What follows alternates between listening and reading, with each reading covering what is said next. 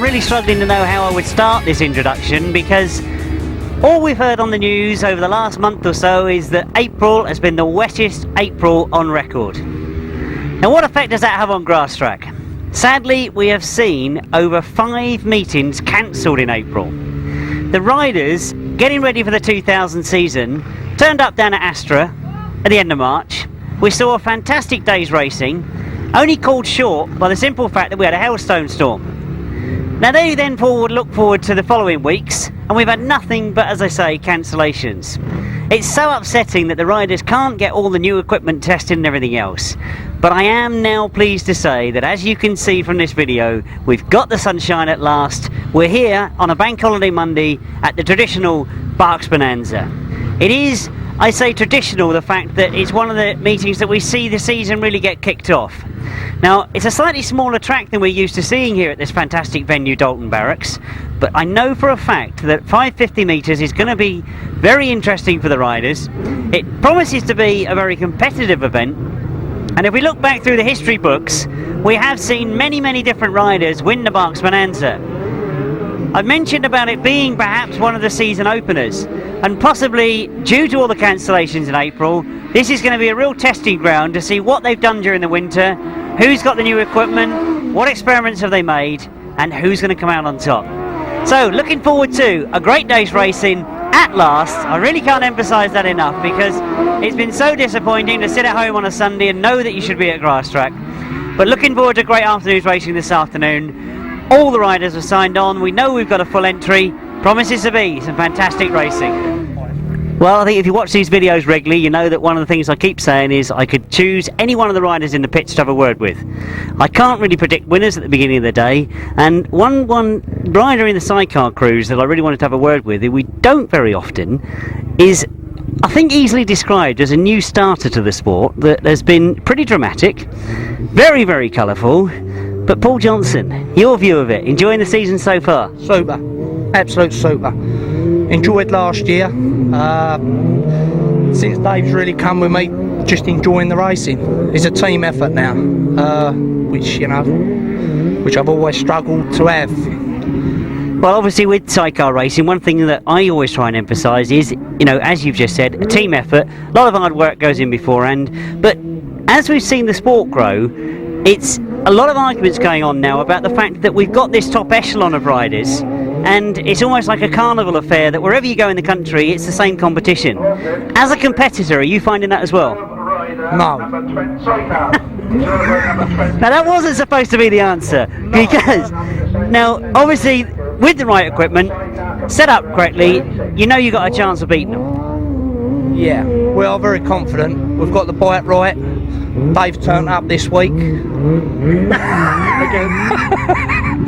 2 weeks in a row he's turned up now. Yeah, really confident. Now, I said I couldn't predict winners before. I couldn't have predicted how this interview was going to go, could I? Dave, I'm going to bring you in quickly, because I know you're a very experienced passenger. Anything different about riding with Paul? Yeah, he's much louder than anybody else. But basically what Paul says, it's teamwork. We really get on well, talk things out, get things sorted and ride well together. Well, it's brilliant. I wish you the best of luck today, guys, and enjoy the rest of the season. Thank you. Well, we'll stay with the sidecars for the moment, and one other crew that I know I haven't spoken to too often. I've got to say, really, Richard Thomas up from Cornwall. The Astra meeting a month ago, nothing but problems. No, we started off fairly well. We had one good heat, came with a second. Our second race, I took a stone off the back of the bike in front and knocked the lens out of my goggles and damaged my eye. So that was the end of our day at Astra. Well, it was, and of course I've said earlier on the video that the meeting was called short. We've now been missing loads and loads of meetings during April. I haven't been watching the press too much. Have they had any meetings down in Cornwall that you've ridden at? No, this next weekend, is the first meeting in Cornwall. All the rest have either been cancelled or called off for one reason or another. Well, absolutely. So, along with everybody else in the pits today, while you're champing at the bit trying to get going, this is going to be a bit of a pressure meeting, isn't it? Yeah, sure. I think everybody's got to find their feet a little bit, because there's quite a few people got modified bikes now, and I think everybody's trying a bit of new ground, really. Well, absolutely. So I'm trying to get around as many riders as I can, but I'll quickly bring you in, Kev, because It is hard, isn't it, for a passenger that if you don't ride week in, week out, you know, you start to find a few aches and pains as you go round. Yeah, that's it. I mean, still fresh at the minute though, aren't we? We haven't ridden yet, so we'll see how it goes today. And fingers crossed that hopefully everybody's in the same boat. Yeah, that's it. Well, best of luck, guys. Anyway, it looks a good circuit, as always, here at Dalton Barracks, so looking forward to some good racing. Yeah, certainly am, yeah. Thanks, Jim. Well, in one of the earlier interviews, I did mention that we've got this almost carnival atmosphere now of the same riders going all around the country competing against each other all the time. And it's very easy to be critical of our sport and say that we're losing more riders than we gain. But I'm very pleased to say that we've got a man that I know years and years ago I even raced against has returned to the sport and had a fantastic meeting to start the season off. Joe Monk, great to see you back. Thank you very much. It's good to be back. I've missed it. I've had 5 years out of it. I obviously had to push the business on with a copper kettle down in Weston-super-Mare, but I did miss the sport. I bought a road bike and I had a serious accident a year ago last Christmas, and went to the Swagger meeting last year and got the serious bug again. A serious bug. I just hope things work out alright. I'm pleased to have the bike off of Robbie. It handles well, it does okay. I'm just going to settle myself back in really and just try to go for it today, to be honest. Well, absolutely. I mean, one thing I've been saying to all the riders is that the season hasn't really got going yet. We've had so many meetings cancelled and everything, so it's going to be a bit of a lottery out there today, and it's a lovely smooth circuit. So from my point of view, I would say that any one of the sidecar crews is in with a chance. Yeah, definitely so. It's a little bit slick out there to start with, but we've had a lot of rain. Shame that we missed the Oval Traders, which I could have done with that under my belt really, and the Salisbury Sizzler. If we'd have had that, I think we'd have been a little bit on tune today, but we'll see. Well, we'll see, and indeed everybody's in the same boat, so it's all on equal par, and we'll see how you go. Great to see you back. Thanks, Jim. Brilliant. Thanks. Well, obviously we've seen a lot of practice going on, and you've seen from the camera what the side of the circuit's like, but from a rider's point of view, smallish circuit here at Dalton Barracks? Yeah, I think it's small compared with what they normally had. We walked round in practice and I thought it'd ride a bit like a circle, but it's proven not to be so small. Thought it was going to be a reasonably good surface, but in practice was a bit dodgy, as I found out. But now it seems to be getting a bit more consistent now, so hopefully it should make for a good day's racing. Now, the one thing that I'm always critical of smaller circuits is that they do favour the speedway rider. You've had plenty of experience on the speedway. Do you think that's going to be the case today? Nah. I think I just proved that in practice. No, generally they do, but then you can go like, a small track that suit a speedway rider, but then you say a big track will suit someone with mega sponsorship who's got the fastest motor. So, you know, I mean, what do you call a fair track at the end of the day? So, you know. Well, I think the one thing that perhaps is going to be a leveller today is that, I've said many times really, due to all the cancellations we've had during April, I mean, this is almost turning out to be the first ride for a lot of riders, isn't it? Yeah, there's a lot of people here that weren't at Graham's meeting. That was a good practice meeting for a lot of people. It was turned out a good day for me. But like, yeah, I suppose it is gonna be like the first meeting for a lot of people, but you have to start somewhere at the season, don't you? Well, you certainly do, and I think I'm going to say that I wish you the very best of luck, and let's hope for another good day. Thank you very much. Cheers, Matt.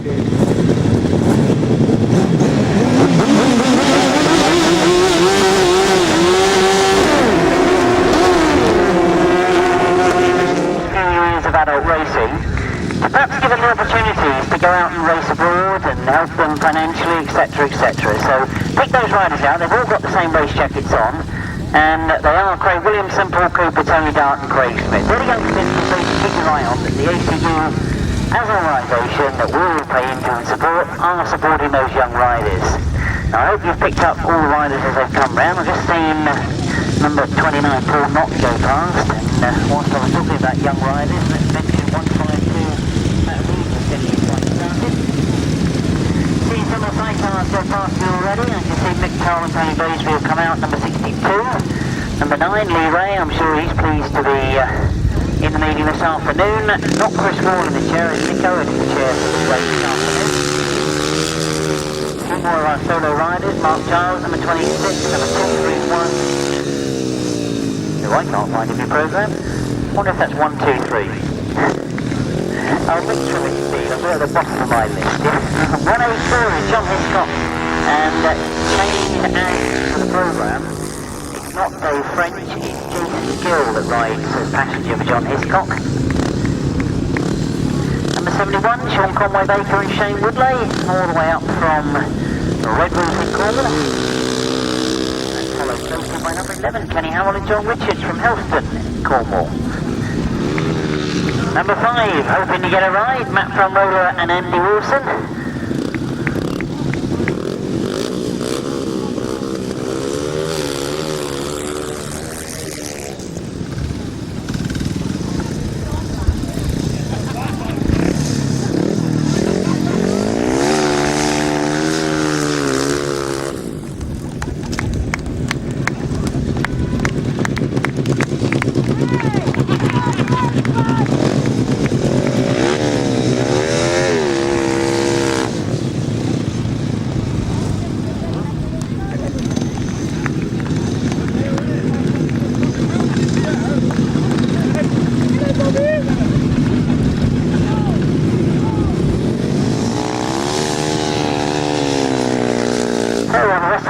Making their way around to present themselves to you. Can I ask for the marshals and first aid officials, could you take up your positions ready to start racing this afternoon? Oh, I know that when I go to all these meetings, those of you that follow Grasstrack closely, well, I'm sure will agree with me that we've had a great disappointment of the meetings being called off during April. One in particular was the one that we were all looking forward to, the Yeovil Traders. A lot of hard work went into organising that event, and tragically, the overnight rain forced the cancellation of that weekend meeting. We were looking to have under-21s racing and a full international programme. The promoters and organisers are obviously very devastated that it was all called off and it didn't go ahead, and we were expecting to see our friend Steve Schofield come in on a helicopter. Now, if you didn't hear me earlier on this morning, what we've managed to think of as a way of supporting Steve Schofield testimonial coverage on the 11th of June, that's on the Sunday meeting not to be missed. But there were some fantastic programmes produced for the Yeovil Trader. They are a souvenir programme. And what we thought we could do was offer them to you to start the C. Schofield Trust, and I'm offering them at £1 each. We've got boxes of them here, so if you want to support the Steve Schofield Trust and want to keep one of those 2000 Yeovil Traders souvenir programmes, then please just drop along during the afternoon and give us a click, you can have a programme.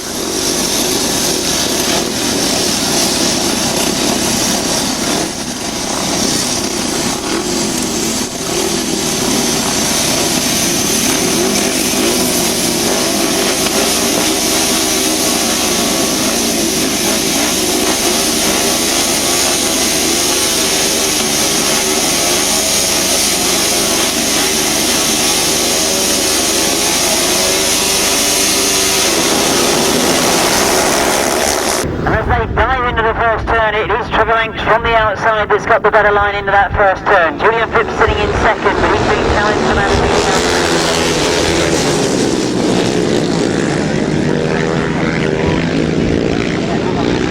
Right around the outside of that bottom turn.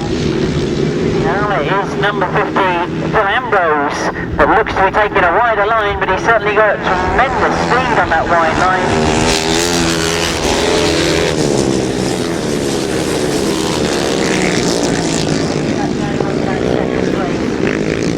On the inside we've got number 14, John Jeffries, and Phil Ambrose switching to the inside this time. John Jeffries goes forward.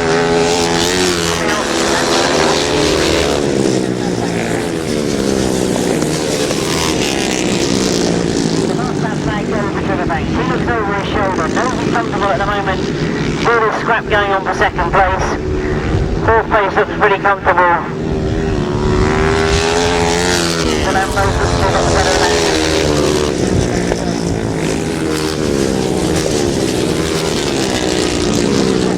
Here comes the win, and Phil Ambrose is going to win this scrap for second place. There a win for number 12, that's Trevor Banks. In second place, number 50, Phil Ambrose. In third place, number 14, John Jeffries. In fourth place, number 20, who I haven't got on my list, but I'm sure somebody's going to tell me who that is in a minute. Number 20 is Craig Smith, in fact, one of the reserves coming in. Fifth place, number 83, Phil Ashcroft. 6th place number 73, Julian Phipps. 7th place number 5, John Priest. And 8th place number 21, Tommy Palmer. 118.44 was the winning time. 118.4.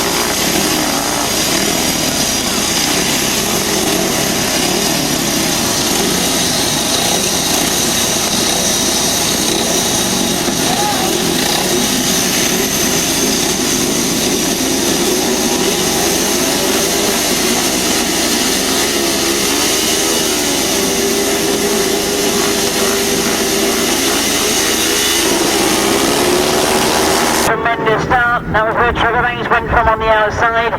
Looked to me like he missed a gear on that first bend, and it's all chop and change in that first turn.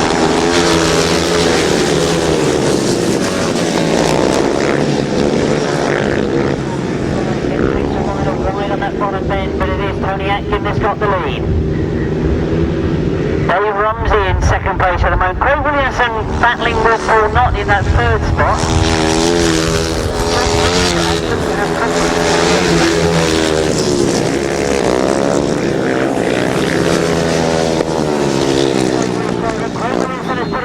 Bottom turn.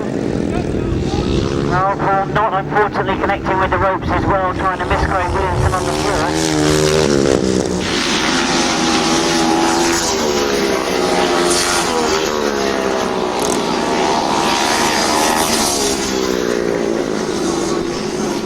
Let's have a look again at young Paul Knott's attempt to try and avoid the ropes. Although he avoided Craig Williamson, he comes off in really spectacular fashion.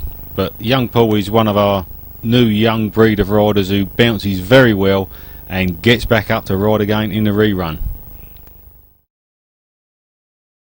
Obviously we had a forward line on that yellow flags on this bottom turn. Tony Atkin at the moment wondering what's going on as he now sees the red flag.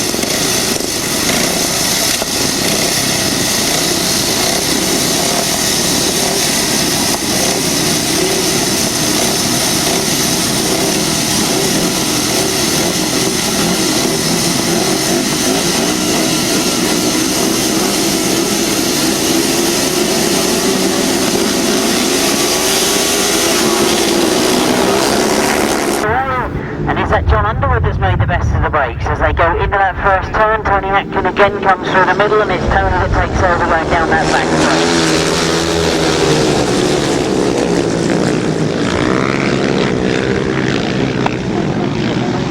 Not fast in, I confirm that, and it is Tony Atkin, Dave Ramsey, John Underwood. And is that Paul Knott trying to battle his way through the inside again?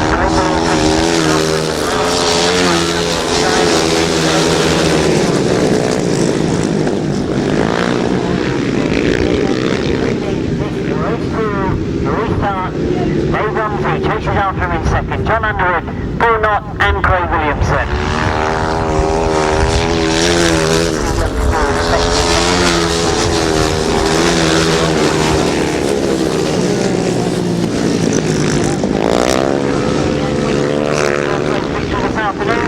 Dave Rumsey chasing after him, and I think he looks happy enough to try and hold on to that second place as he comes under a bit of pressure from John Underwood.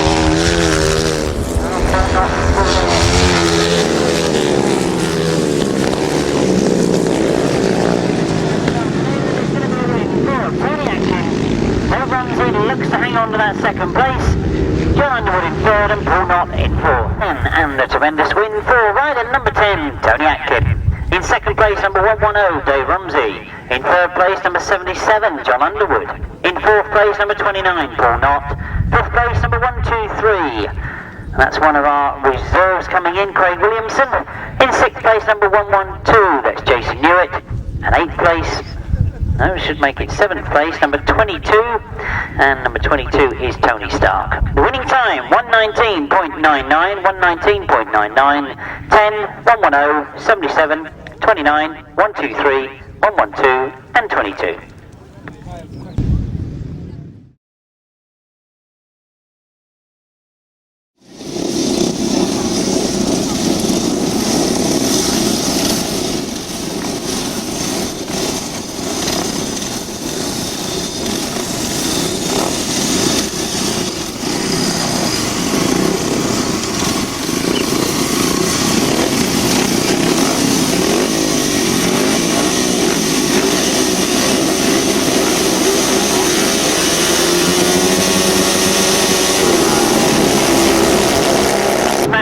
The best of the start. Mitch Gordon has gone on the inside. Paul Hurry's tucked in behind him, and Paul Hurry looks to take over. Goes very, very wide. It's the back under control.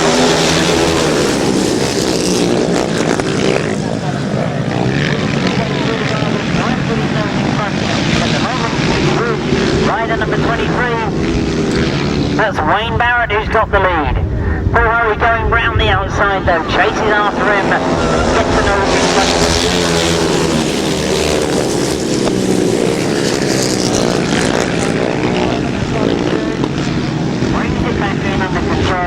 Now gets in front. Matt Reed up in third place. Having a good battle with Mitch Godden at the moment. That's Mitch on the inside, and Mitch caught a bit of a crab in the middle of that point.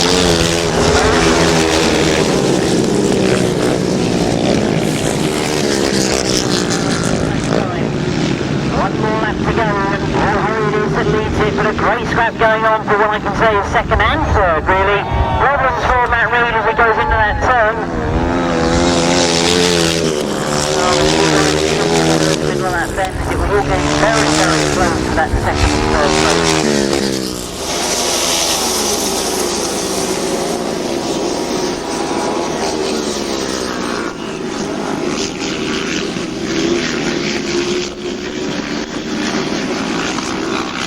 There is a red flag, but obviously we had completed 3 laps. Quickly see that Wayne Barrett is up on his feet.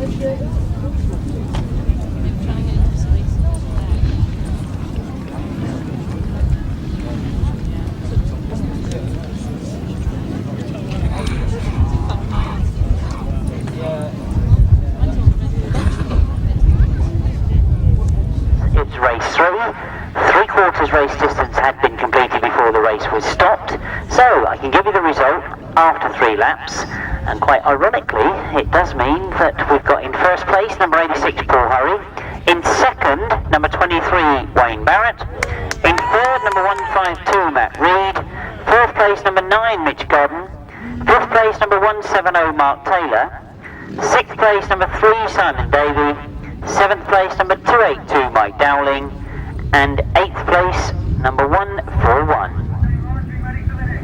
So it's 86, 23, 152, 9, 170, 3, 282 and 141. No time, of course, the race, only 3/4 race distance.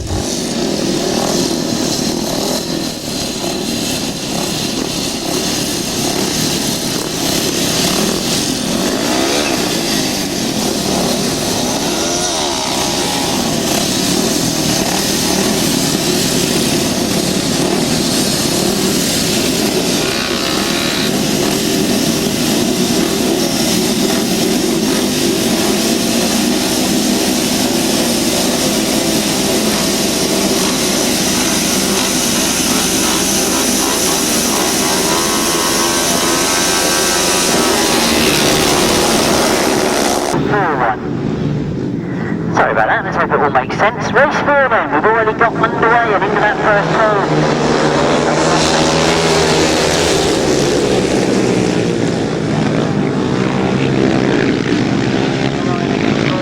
Second place at the moment, and number 173 Neil Taylor is the race leader. So, the Dutch champion Mick Groen in second place with the work to do. Vince Kinchy coming around the outside.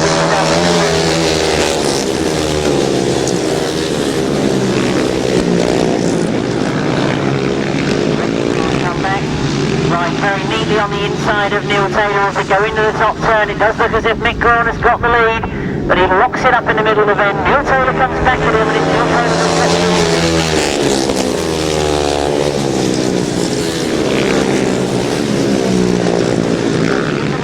that's again, Mick Gorn has taken a much better line on the inside of that bottom turn. Now, will he get this top bend better this time? Neil Taylor's had a little bit of a hiccup. That could give the advantage to Mick Gorn, and he goes down the main straight.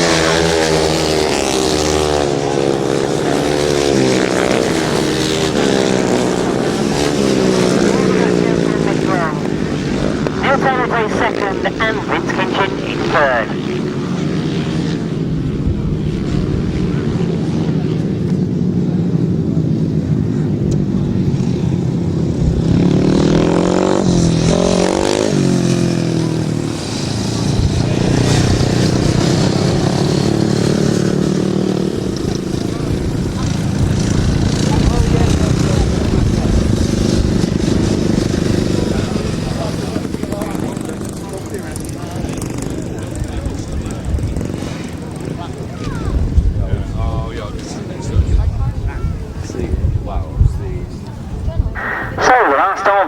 Rides for the solo riders. Race 4 in your programme. The official result reads as a win for rider number 2, Mick Gorn.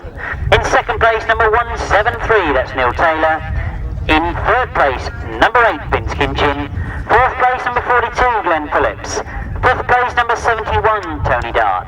Sixth place, number 11, Paul Cooper. Seventh place, number 26, Mark Giles. And eighth place, number 36, Mike Topless. The winning time, 118.06. 118.06 as we now turn our attention over to the sidecars.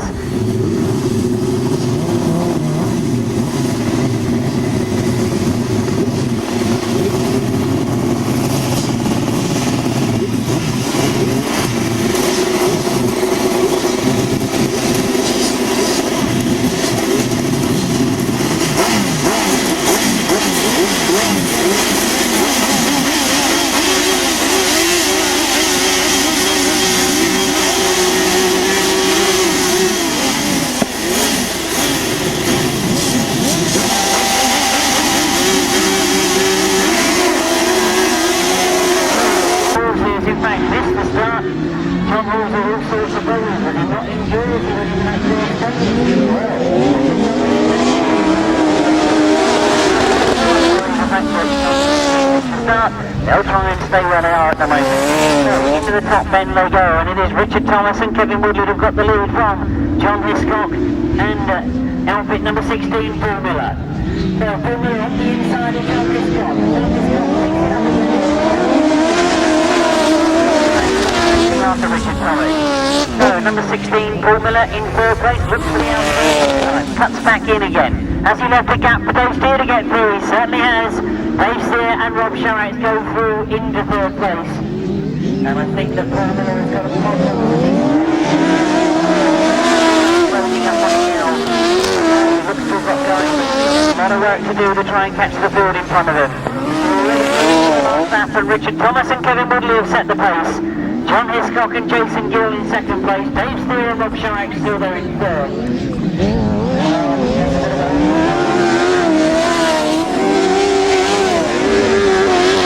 In their first race. For them as the day goes on. The checker flag go. That's a tremendous start for Richard Thomas and Kevin Woodley.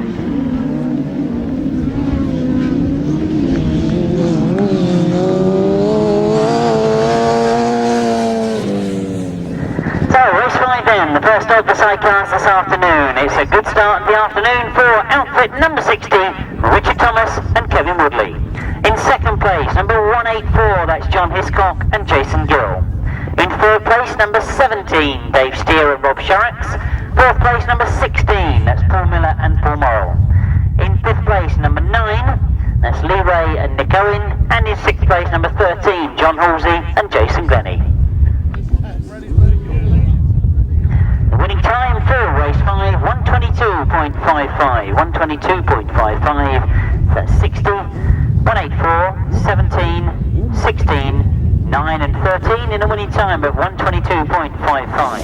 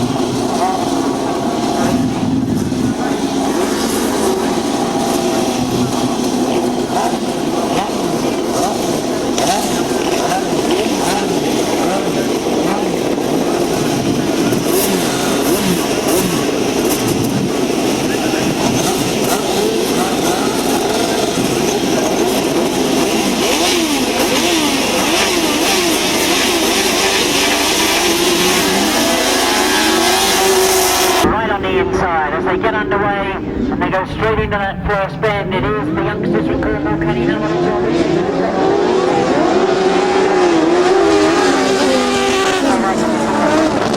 to go into the top bend. Now as that forces them to go wide, does it leave a gap on the inside? Well, they've managed to keep the speed up. It's Colin Blackburn is trying to put the pressure on. You see again that Kenny Hamilton will try and close in hard on the bottom bend.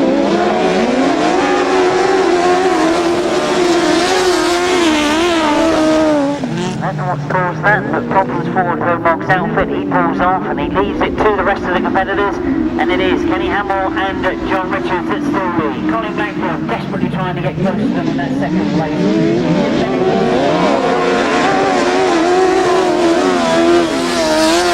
Third place.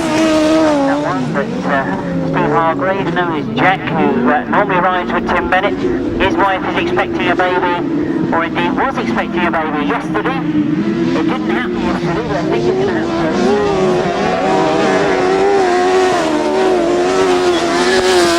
Take his place this afternoon. See the checkered flag being raised. It is going to be Kenny Hamilton and John Richards that have hung on to it. They get their first victory this afternoon. Colin Blackburn in second place, number 25, and Martin Bailey, and Tim Bennett, Mark Simmons, finishing third.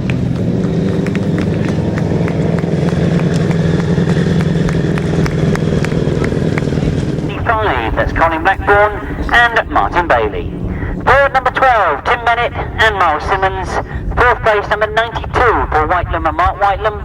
Fifth place, number 18, that's Paul Bickley and Paul Silver. The winning time, 122.17. 122.17.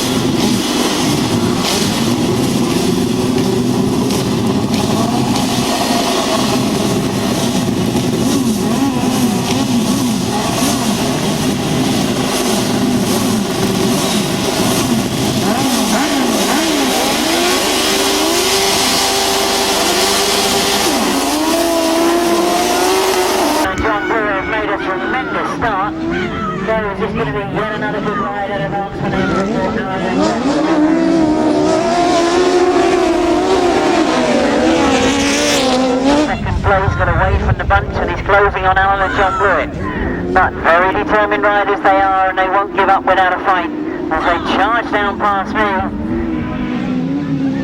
Andy Simons and Sean Grace trying to close the gap.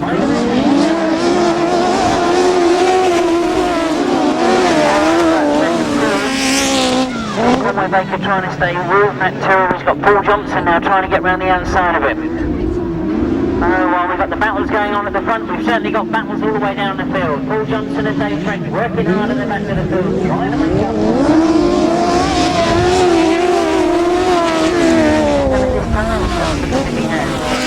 Stay with the front for a moment because it is Alan and John Blewett that have set the pace and they've stayed there. Ivor Matthews now in third place, he's looking to try and get second. Oh, short.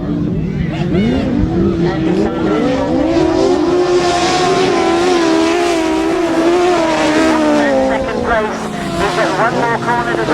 He closes up. Has he taken the inside? No, he's gone for the outside. He's looking for the long way round. It's a checkered flag this time. Alan and John take it. Andy Simons hangs on to second. And Ivor Matthews third.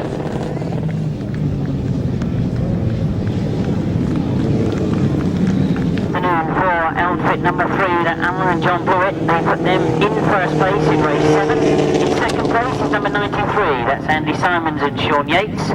In third place, number 15, Ivor Matthews and Simon Wall. In fourth place, number 96, Matthew Tyrrell and Jamie Bree. In fifth place, number 71, Sean Conway Baker and Shane Woodley. And in sixth place, number 7, that's Paul Johnson and Dave French. The winning time, 1:24.33. 1:24.33.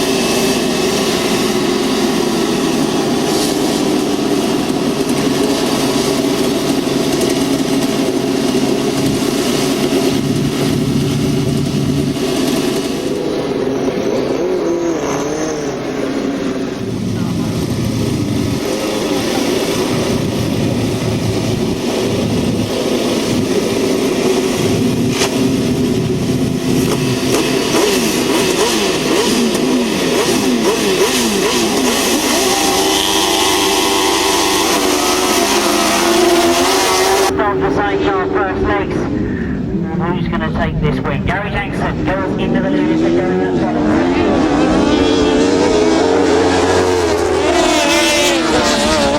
Rob Wilson's back in fifth place at the moment. He's got some work to do. And it all changes in that bottom turn as both Victoria,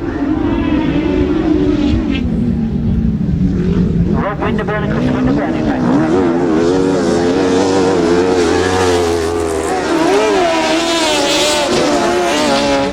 There in that top turn, as Gary Jackson and Carter don't mind at all. They're getting away from the rest of the field. Mick Tyrrell still there in second place. Rob Wilson's now got up into third. He's gone the long way around the outside of Rob and Chris Winterburn.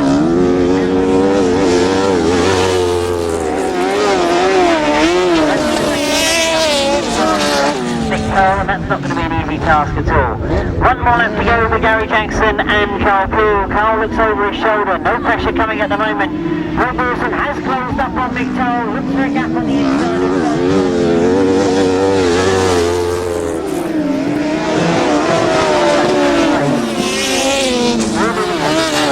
they come round and it's going to be first victory in his first race for Gary Jackson and Carl Poole. Rob Wilson and Tony Miles take second. Mick Tyrrell and Tony Baisby take third.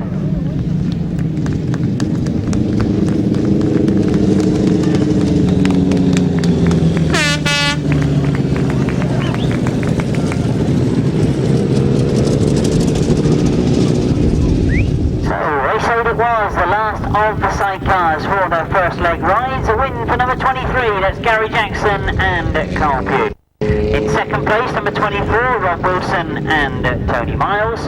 In third place, number 62, Mick Tyrrell and Tony Baisby. Fourth place, number 148, Rob and Chris Winterburn. Fifth place, number 74, Duncan Tolhurst and Simon Beanie. In sixth place, number 20, Vaughan Roberts and Terry Madeley. Winning time, 1:22.21, 1:22.21, 23, 24, 62, 148, 74 and 20 as we now go over the pace.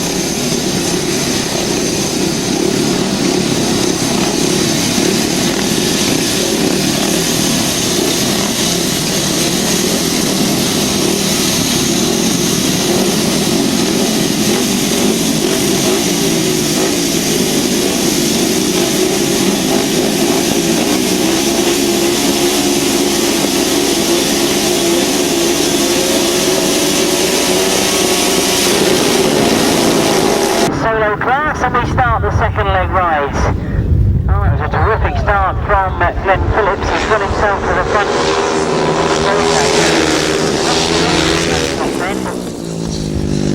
And as probably would be expected, there is a red flag bringing the riders to a halt.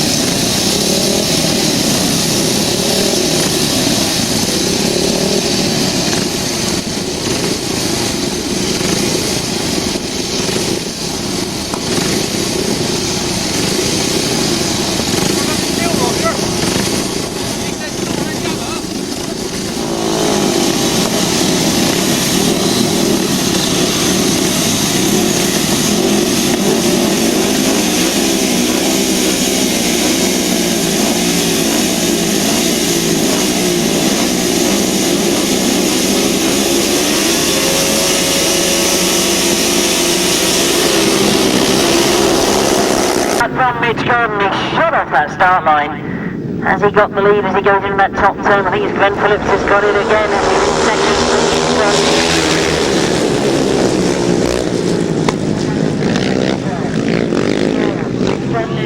But he leads as they come around that bottom turn.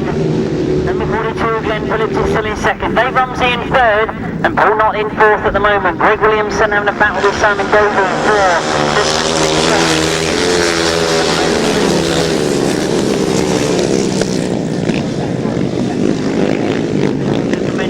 From Mitch Gordon. Disappointed that he only got a first ride. The two riders that fell on the top bend were allowed to be included in the results. He thought that he actually got a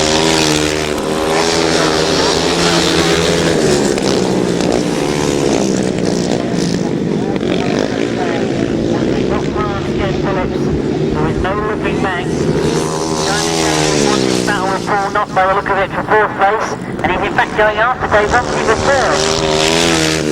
Running to go down on the top side.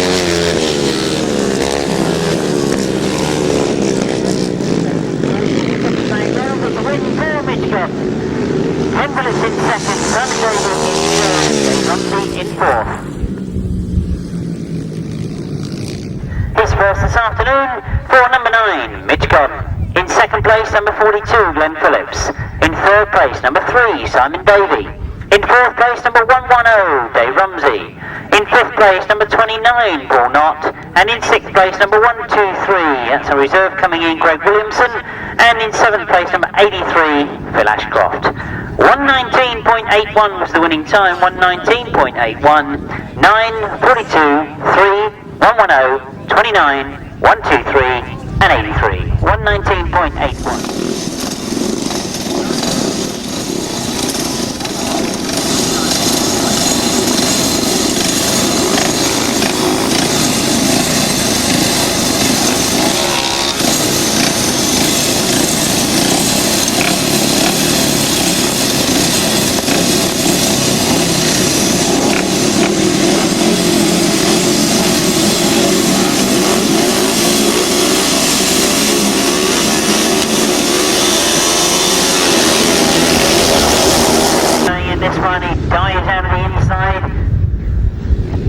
Get the lead though as he goes into that first turn.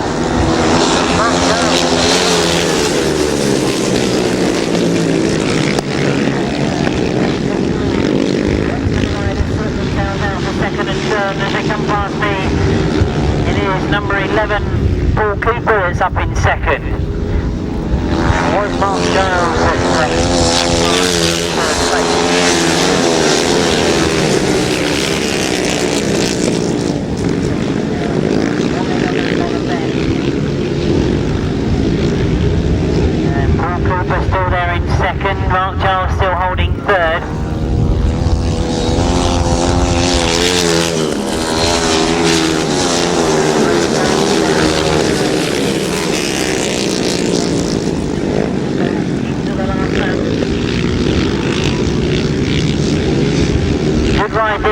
7 Paul Cooper, who looks very comfortable in that second spot. I mean, you'll know that Paul Harris is getting the pace today. Good achievement in second place.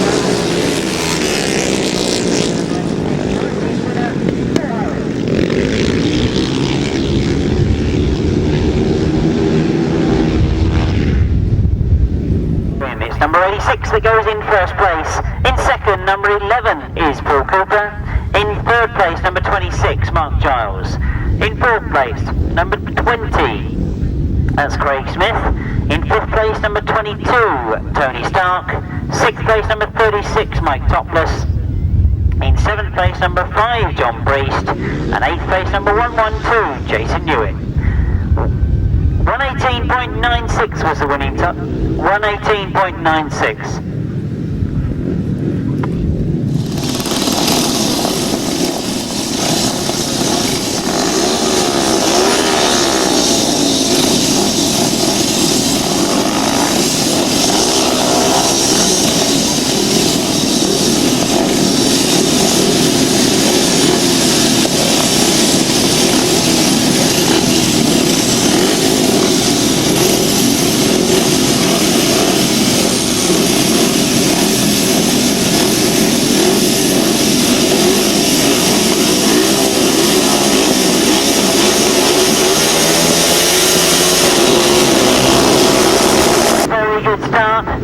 Looking for Trevor Banks, he's in fact got the lead on the inside. Vince Kinch's on the inside of him. Tony Atkins trying to go around the outside.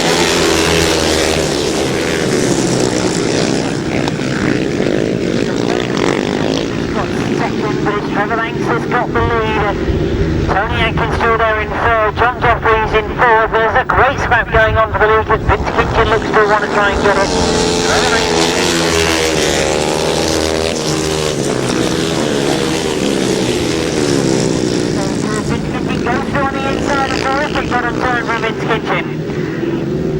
What can Trevor Banks do now? He's got Vince Kinchin that looks to be pulling away from him as they come down to that top turn.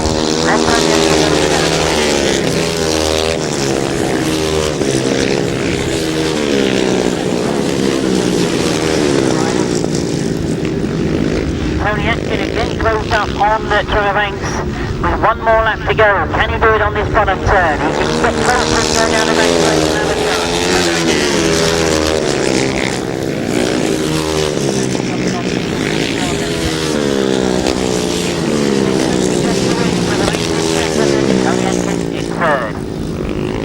Race 11, it's a tremendous win for rider number 8, Vince Kinchin.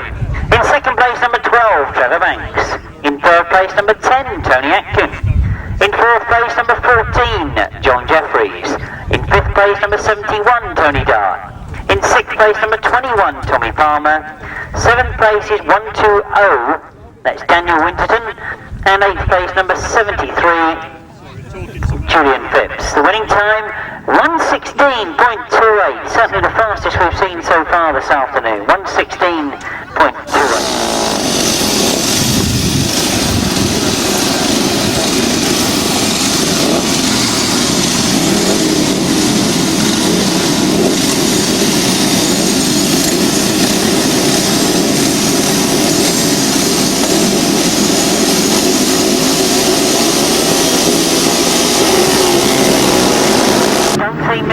Made the best of the starts. He tucks in behind the rest of the riders, sorts themselves out. Oh, this could be an interesting one.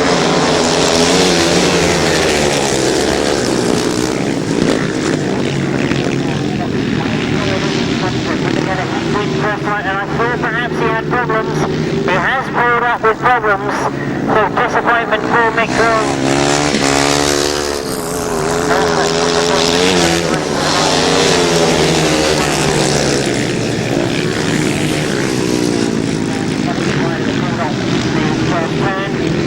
Youngster Matt Reed is actually leading the race from number 77, John Underwood.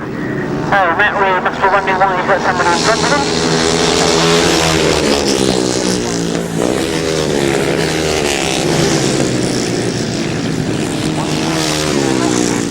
The rider that unfortunately came off the circuit in the first turn.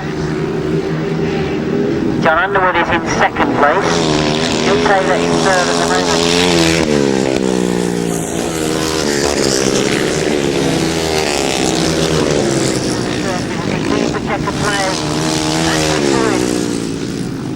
Finishing in second is John Underwood, Neil Taylor in third, Mark Taylor in fourth. Oh, a great ride there for Matt Reed, number 152. Now once again it's a win for number 152, Matt Reed. In second place, number 77, that's John Underwood. In third place, number 173, Neil Taylor. Fourth place, number 170, Mark Taylor.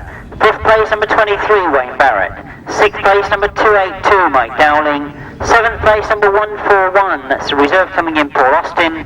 And the winning time, 116.73, 116.73.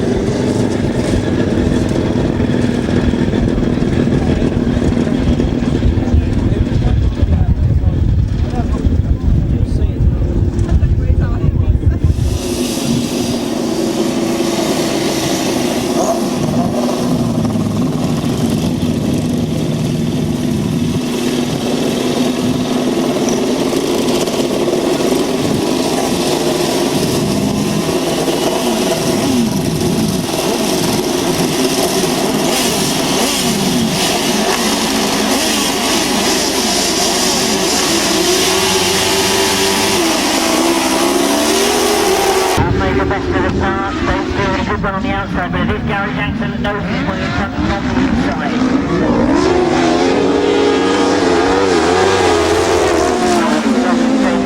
Hold second at the moment. Reg Blackburn is up in third place, looking to perhaps go around the outside of John Hiscock. But Gary Jackson and Carl Pugh it is that race down past us in the lead. Andy Simons and Sean Yates trying to battle their way through.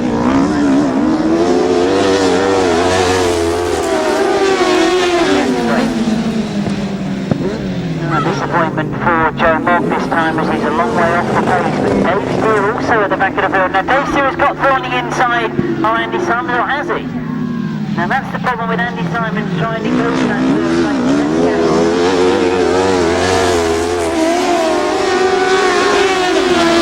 Now I shouldn't take my eyes off of the fact that Gary Jackson and Carl Pugh are leading. John Hiscock and Jason Gill in second, but Dave Steer is working tremendously hard to get through into a higher place. He's now on the inside of Reg Blackburn.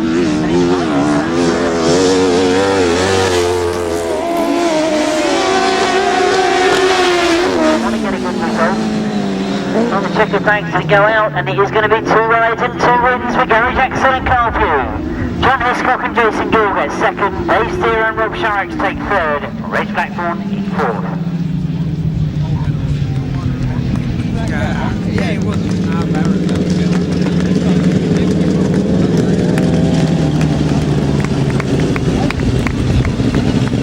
It's a win for outfit number 23, that's Gary Jackson and Carl Pugh. That makes it 2 wins and 2 rides. In second place, number 184 is John Hiscock and Jason Gill. In third place, number 17, Dave Steer and Rob Sharrocks. In fourth place, number 26, that's Reg Blackburn and Stuart Thacker. And in fifth place, number 93, that's Andy Simons and Sean Yates. The winning time, 123.29, 123.29, 23, 184, 17, 26 and 93.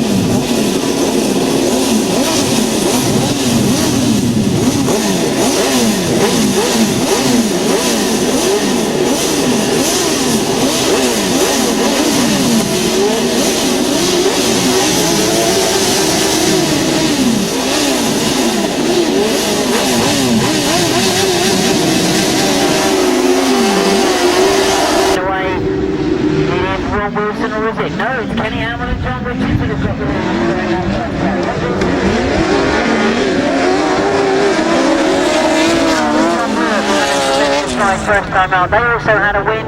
They're in 4th place as it all gets very, very close on that top turn. Well, Rob Wilson holding second. Tim Bennett chasing after him. And Tim Bennett knows that he's got Alan and John Blewett.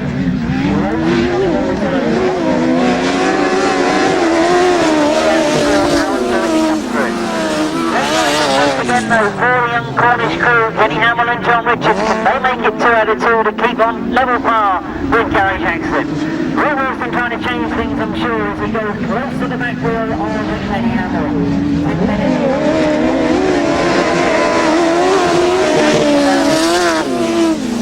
Certainly going to take some mighty effort to get past the flying Cornish crew, Kenny Hamill and John Richards. They look to have had this circuit very well levelled out. Rob Wilson perhaps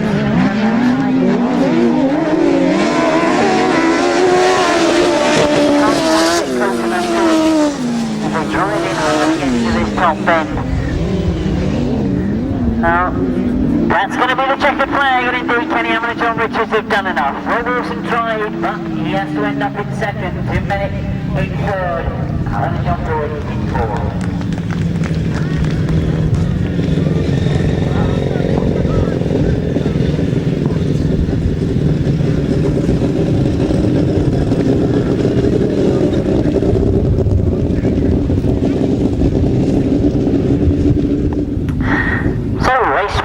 The official result, a win is 2nd of the afternoon for driver Kenny Hamill and passenger John Richards, outfit number 11. In 2nd place, number 24 is Rob Wilson and Tony Miles. In 3rd place, number 12, Tim Bennett and Miles Simmons. 4th place, number 3, Alan and John Blewett. 5th place, number 71, Sean Conway Baker and Shane Woodley. 123.85, 123.85, 11, 24, 12, 3 and 71.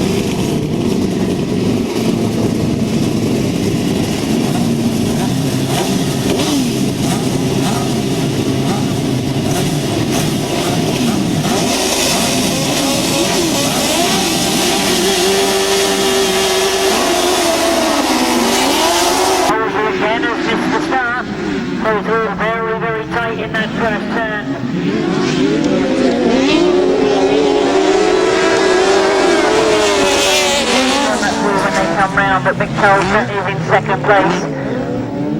Rob and Chris Winterburn in 3rd. Richard Thomas in 4th place at the moment. And indeed that was Colin Patron that was leading in the come past.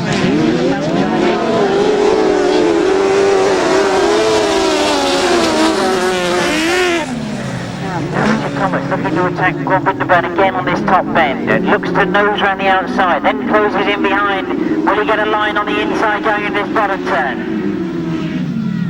Oh, Colin Patron is certainly unaware of what's going on.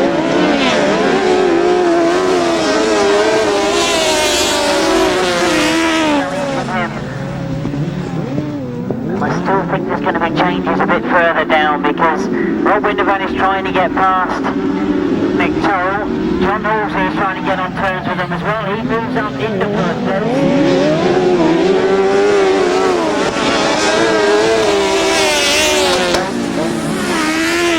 Time, and it's going to be a tremendous win for Colin Blackburn and Martin Bailey. They take the win. Mick Toll hangs on to 2nd place and John Woolsey comes through to get 3rd. Well, Rob Winterburn went very, very wide.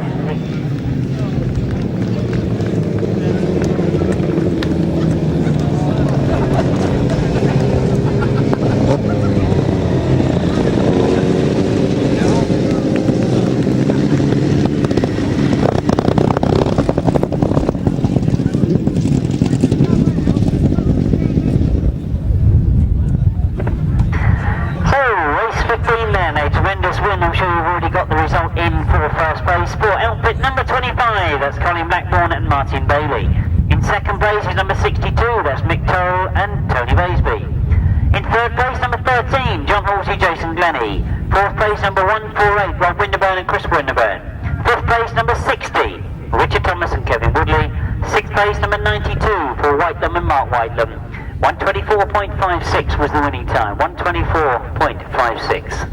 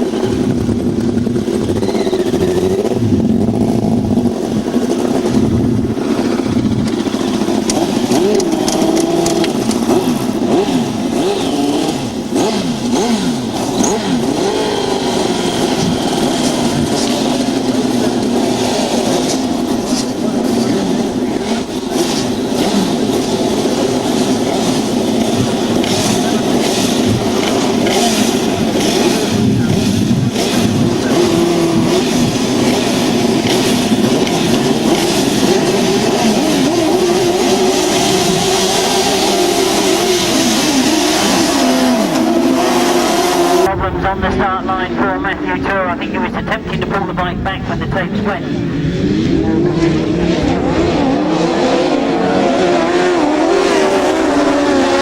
And lead from Duncan Torres.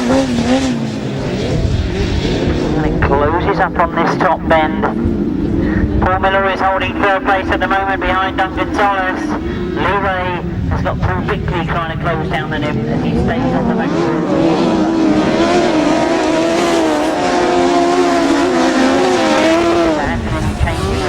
Or whatever, but they certainly look to be in control now. Duncan Torres holding second, but he's really letting that gap open up between him and first place.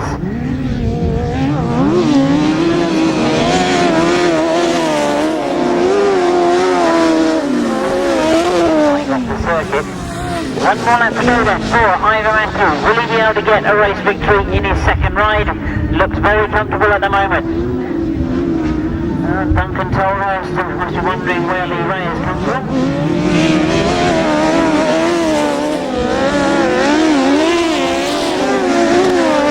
So, one feature in that position. Paul Bickley still trying to have a go at Paul Miller. And as they come to the checker flag, they stay in fact as they were. Paul Miller gets the third and Paul Bickley gets fourth.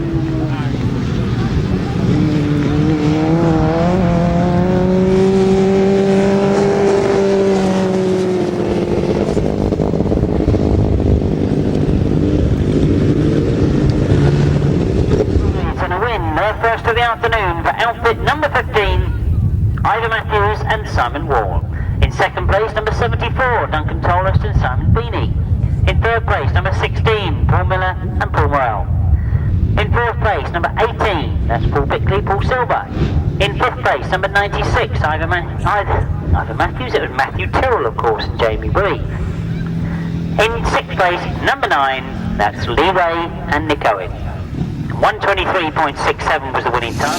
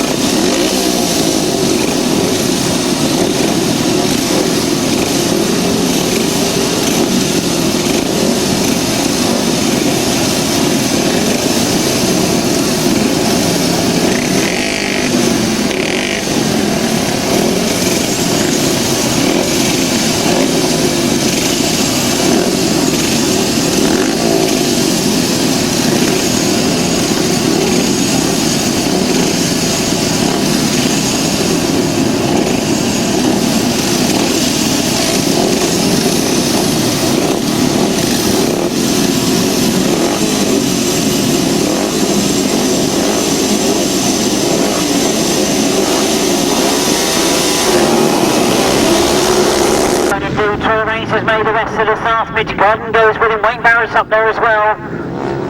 all start to close up on that first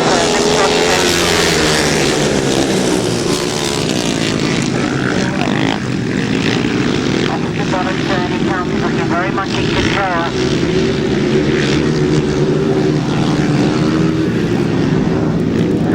Oh, Paul Cooper out there as well.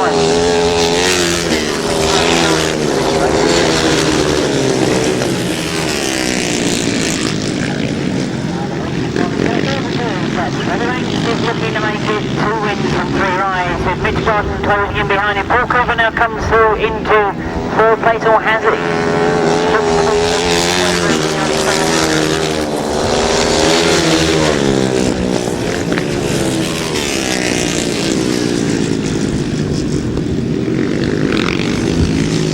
I've just been corrected by my lap scores. I see John Jeffries go by. I thought that was number 11, but in fact they've corrected me to say that's 71 Tony Dart. Tony Dart.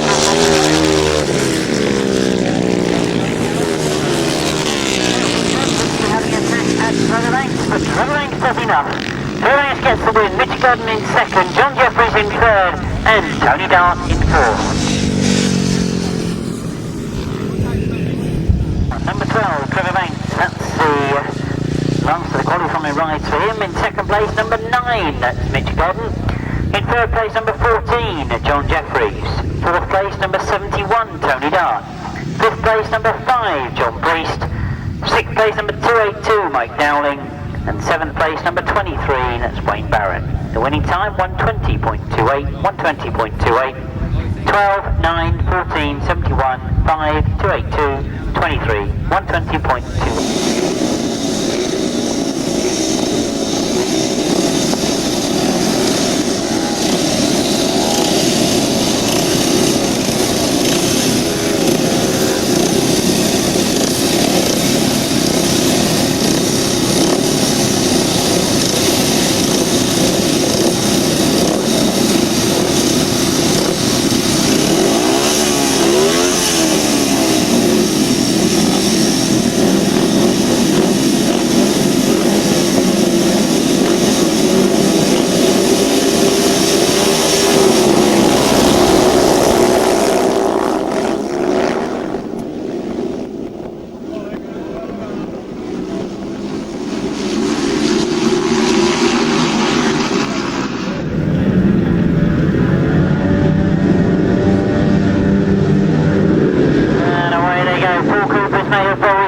On this outside, Vince Kinchin is tight on the inside, and it's all very, very tight on that bend.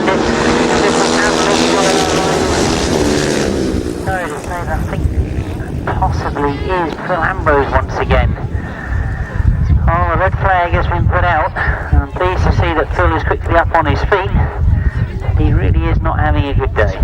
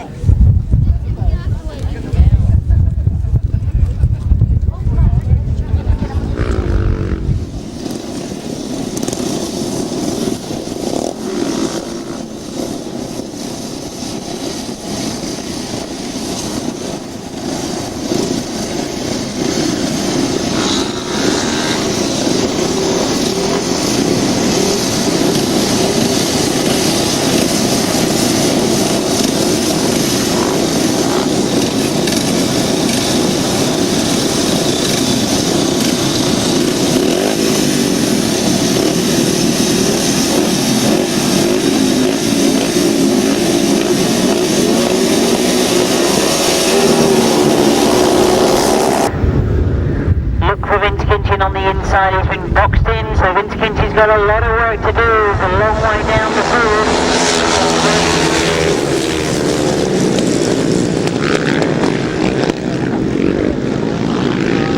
Back at full racing speed as we've lost one rider on the bottom. Oh, you can see that they're slowly going round and round and round. That was Paul Cooper, I think, and Vince Kinchin unfortunately is the one that suffered.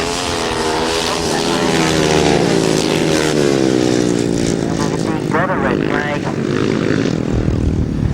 So once again we're going to see this race restarted. Very disappointed for the race leader Tony Stark. He knows he's got to do it all again.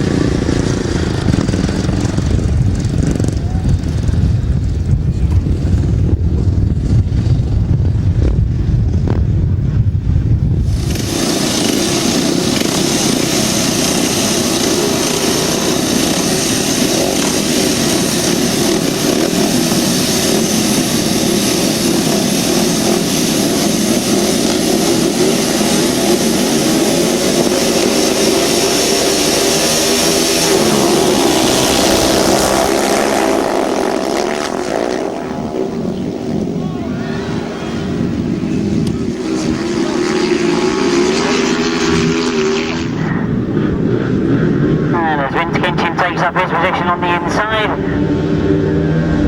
Away you go the tapes and they get underway. Paul Knott's made a very good start this time. Vince Kinchin a better one on the inside, but again he's got boxed in.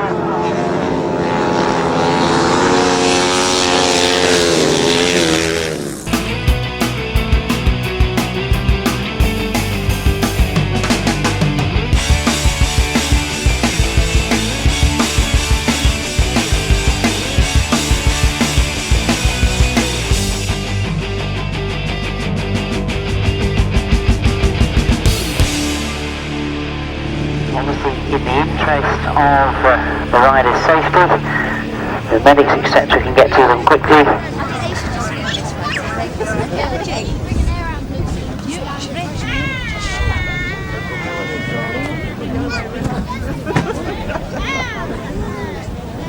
When is that number 50? That's the time it is.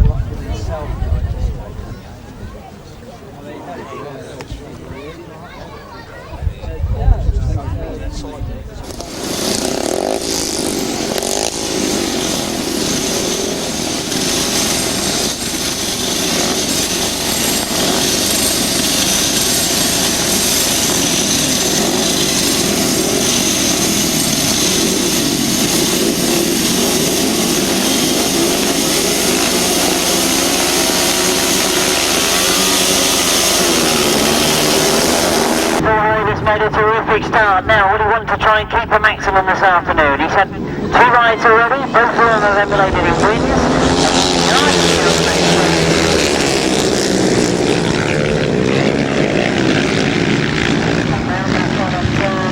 Trying to keep with Paul Hurry is Matt Reed in second spot, Neil Taylor and Tony Atkins. I'm expecting a good scrap for that second place. Matt Reed's gone very, very wide. He's obviously got problems.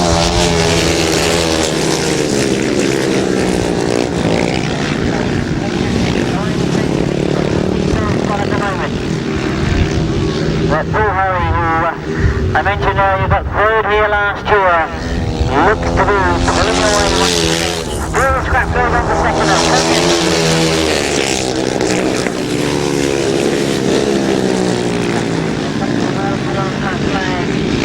And Tony Atkins looks over his shoulder. Now number 23, Wayne Barrett.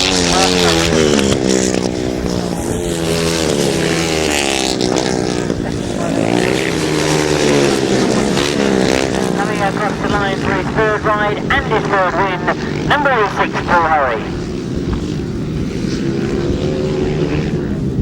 A win for number 86, that's Paul Hurry. In second place, number 10, that's Tony Atkins.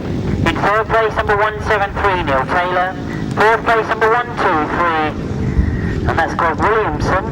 Fifth place, number 74, 77 John Underwood, and 6th place number 110 Dave Rumsey. The winning time 119.35, 119.35. That's 86, 10, 173, 123, 77, 110. The winning time 119.3.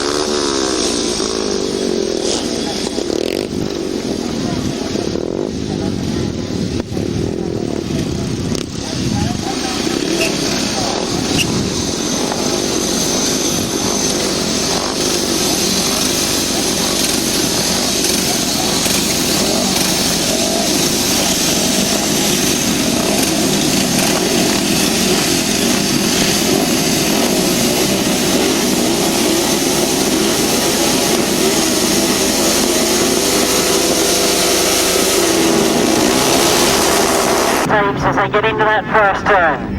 Oh, Glenn Phillips has made a good one. Mark Charles is there as well. Those two just edging it.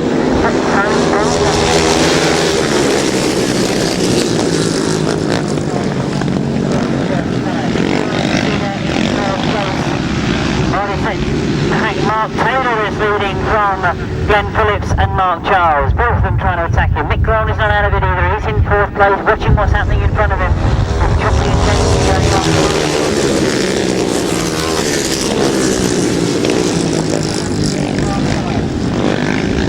Second place, but they've gone very wide, and Mick Groen has seen it. Mick Groen goes for the inside, and he's got a good position going into this top bend. Goes his right up to the back wheel of Mark Taylor and has got that second place and going for first.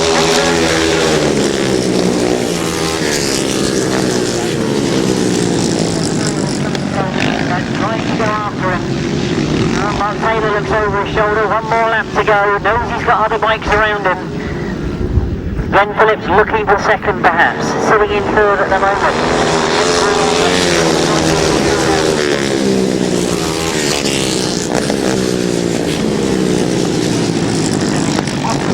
Into the final. He takes the checker flag.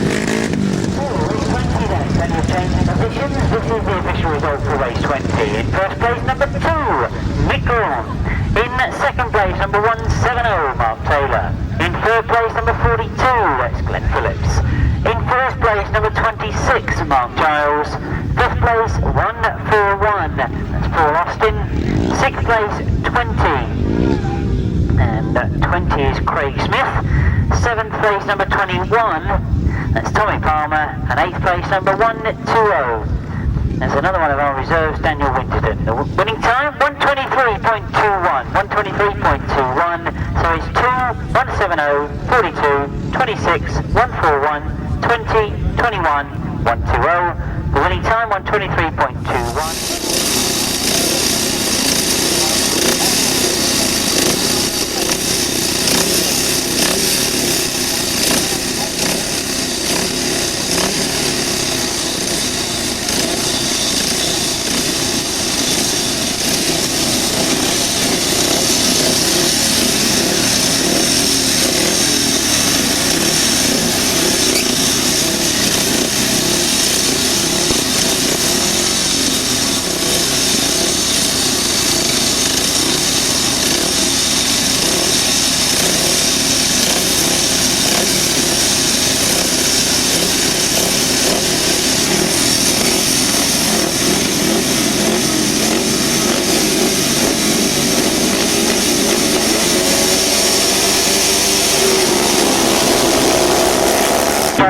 That first turn, it looks like Paul Knott's made the best of the starts.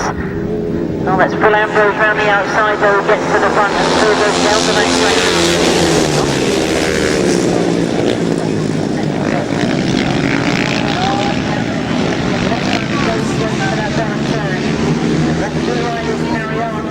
I wonder if they can get the machinery out of the way. It looks as if we can keep it going. Phil Ambrose is setting the pace as they go down the race.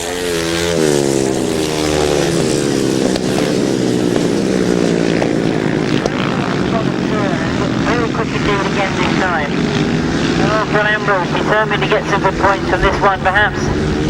Paul Knott still there in third, Julian Phipps in fourth.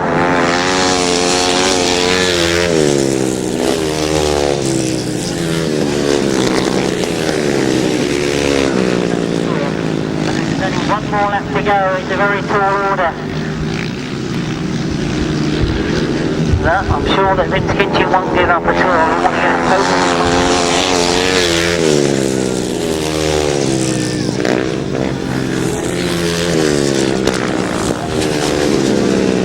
competition, and it's a win for Phil Ambrose, number 50. Vince Kitchen gets second to it.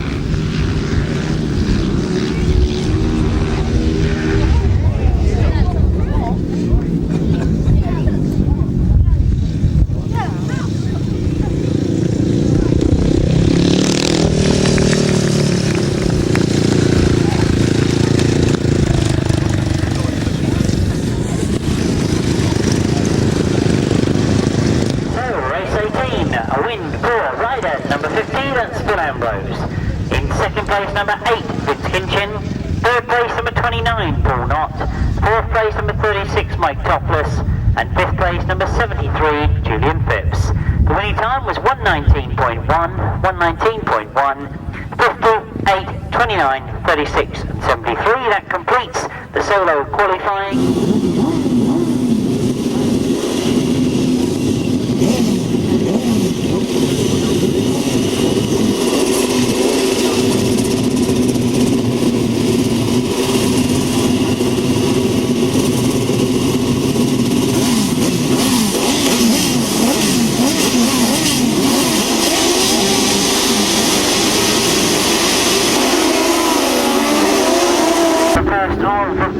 Third legs for the sidecars. It's Alan and John Blewett that have got to the front. Richard Thomas is close to them as they get into that. Alan and John Blewett, tremendous ride of them once again. Richard Thomas has got the task of going after them. He's close to them coming out of this top bend. Duncan Torres is sitting in third. John Hiscock wants that third though. He's sitting in fourth at the moment.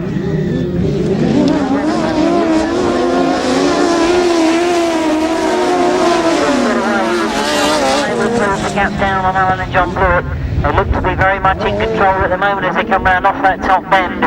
Duncan Torres still holding third. John Hiscock and Jason Gill closing up on them all the time.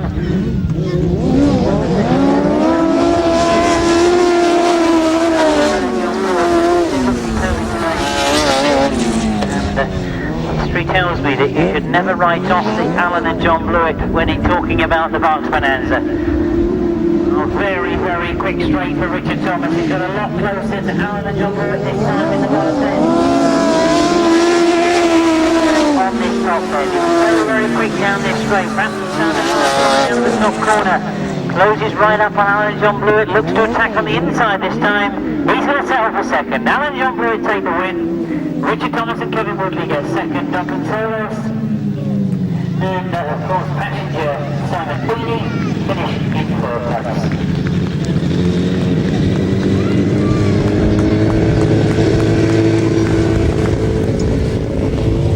So race 21, the first of the third leg for the sidecars. A win once again for outfit number 3, that's Alan and John Blewett. In second place number 60, that's Richard Thomas and Kevin Woodley. In third place number 74, Duncan Torres and Simon Beanie. In fourth place number 184, John Hiscock and Jason Gill. In fifth place number 20, Vaughan Roberts and Terry Madley. In sixth place number 93, Andy Simons and Sean Yates, and the winning time 1:23.13, 1:23.13. So the riders now sit back in the pits and wonder whether they will have done enough to get into the semi-finals. I think Alan and John Blewett certainly have. They've had 2 wins and a 4th.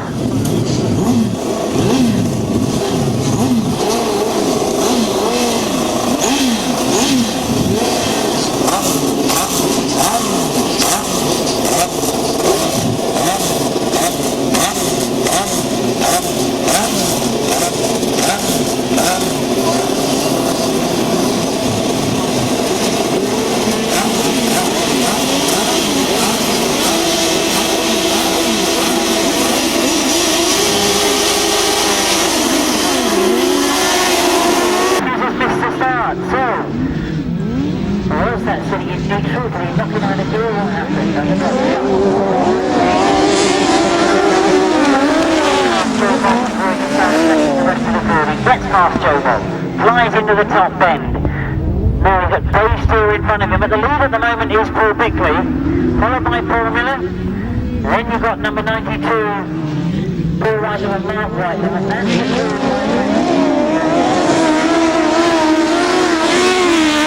across the far side. He's off the front of the race for the moment because watch Ivor Matthews, he's closing down on Paul Whiteley. Looks to lock it in tight on the inside, Dave Steele. Oh, the Matthews and Simon Wall working hard at the back of the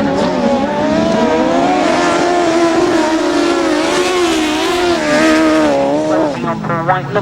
Knows that he might possibly leave gaps for Ivor Matthews to get through. Ivor Matthews trying the outside. He's going very, very quickly the long way round. But this certainly is going to put the can amongst the figures with the points scoring because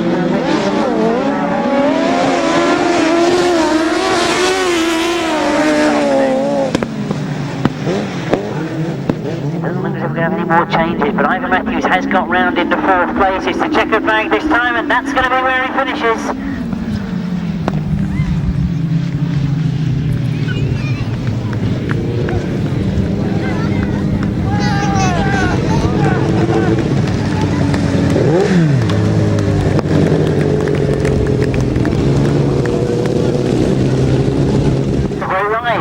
Outfit number 18, that's Paul Wigley and Paul Silver. They take the win in race 22. In 2nd place, number 16, Paul Miller and Paul Morrow. In 3rd place, number 92, Paul Whiteley and Mark Whiteley. In 4th place, number 15, Ivor Matthews and Simon Ward. In 5th place, number 17, Dave Steele and Rob Sharax. The winning time, 125.21. 125.21. 18, 16, 92, 15 and 17. 125.21.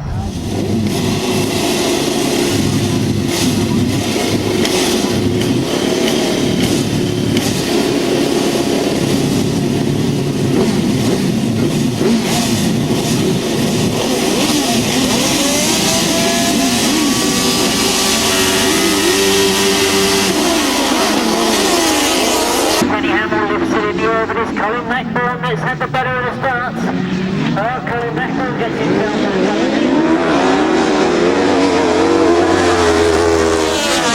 Johnny Scott trying to go around the outside of him. John Wilson perhaps is trying to go around the outside of him. So 4 elbows together as they come down past me, and Gary Jackson's looking to take Colin Blackburn, gets his nose in front into this bottom turn. So Colin Blackburn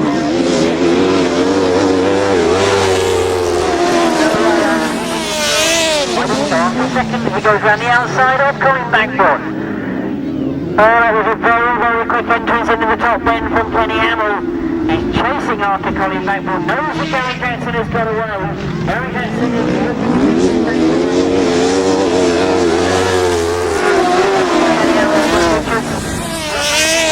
after him as well. He's trying to keep the pace that Kenny Hamill's got. And Colin Blackburn knows he's got a race on. One more lap to go. Gary Jackson and Carl Pugh doing everything right at the moment.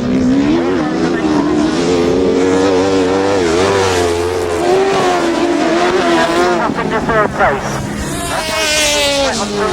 They'll get into the semi-final, but as they come towards the checkered flag, that's a tremendous ride. His 3rd win, Gary Jackson and Carl Pugh.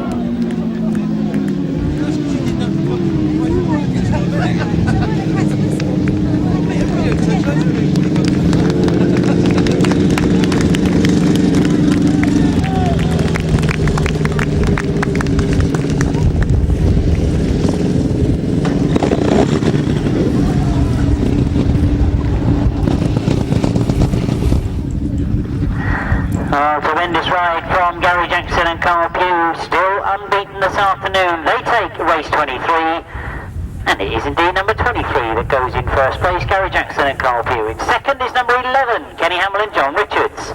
In 3rd place, number 25, Colin Blackburn and Martin Bailey. In 4th place, number 13, John Halsey, Jason Glennie.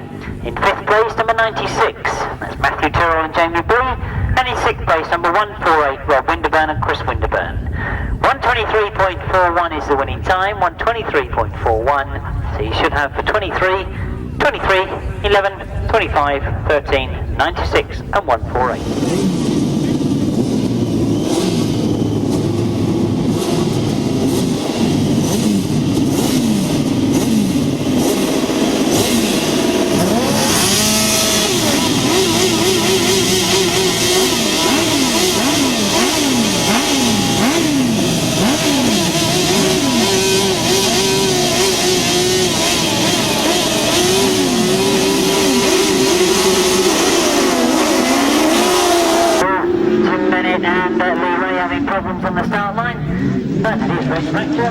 independents to go in that track.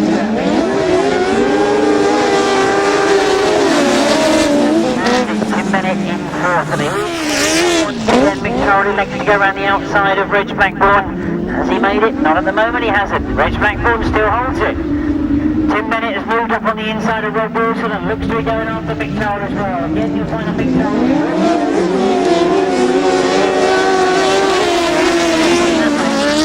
but if he gets broken up, Victoria is going to take Reg Blackburn, will leave a gap on the inside. He hasn't done that, he's stayed tight, he's gone for the inside line. And again, 10 minutes looks to be on the inside of it.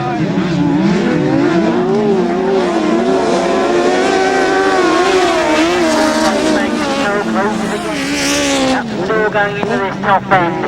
So Victoria and Tony Baseby have got the lead. Have they slowed Reg Blackburn down enough for 10 minutes to take him as well? Well, Rob Wilson is now cut through on the inside, and Rob Wilson has got third back again. So tremendous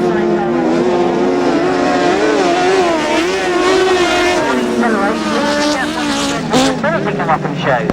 So tremendous cycle racing, and it's coming to the checkered flag this time. It's going to be a win for Victoria. This is going to be close to second. Very, very close to second in the end. I wouldn't like to make a choice there between Rob Wilson and Reg Blackburn, but it was very tight.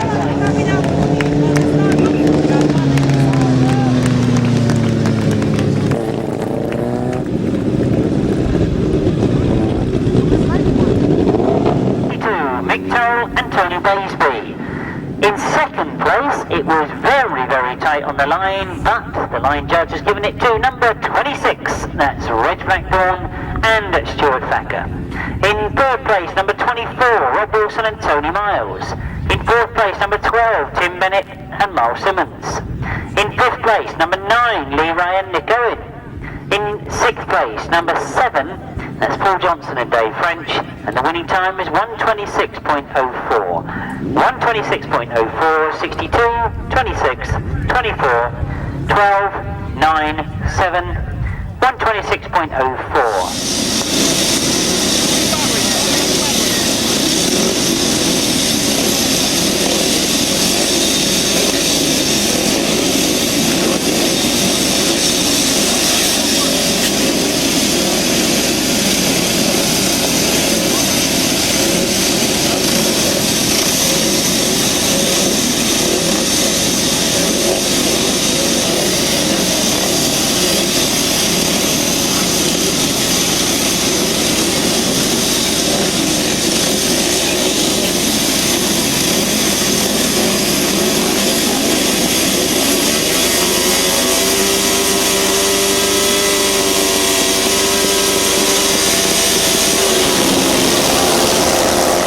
Tremendous start from the outside. Mitch Gordon's gone from the inside. It's Mitch that leads at the moment.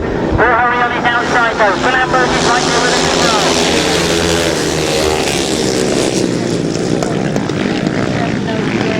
Holds on to second place. Phil Ambrose getting close to him. Mitch has a go once again though. Comes back underneath. Paul Hurry. And Paul Hurry knows he's got a bit of a race on this time. Phil Ambrose trying to get in on the action as well.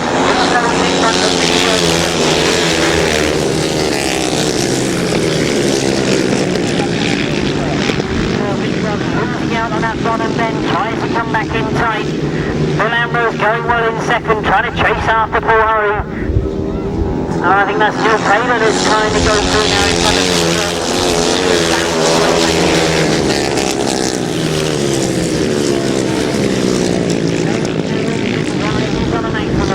he leads the first semi-final. Phil Ambrose having a terrific ride in second place. He's got 18 points, so he was very close to winning the semi-final.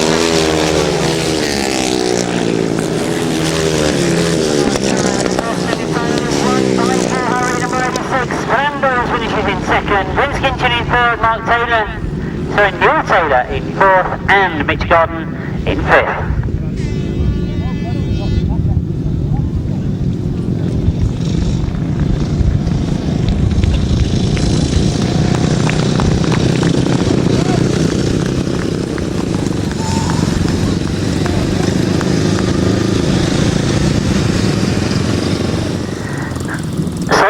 Result of the first semi-final is race 25 in your programme. It's a win for number 86. That's Paul Hurry and maximum points to him. In second place, number 50. That's Phil Ambrose. So 8 very valuable points to Phil Ambrose. In third place, number 8. Vince Kitchen picks up the third place points. And in fourth place, number 173. Neil Taylor. Fifth place, number 9, Mitch Godden. Sixth place, number 170, Mark Taylor. Seventh place, number 29, Paul Knott. And eighth place, number 26, Mark Giles. 118.03. 118.03 was the winning time. 86.58, 173, 9, 170, 29, and 26.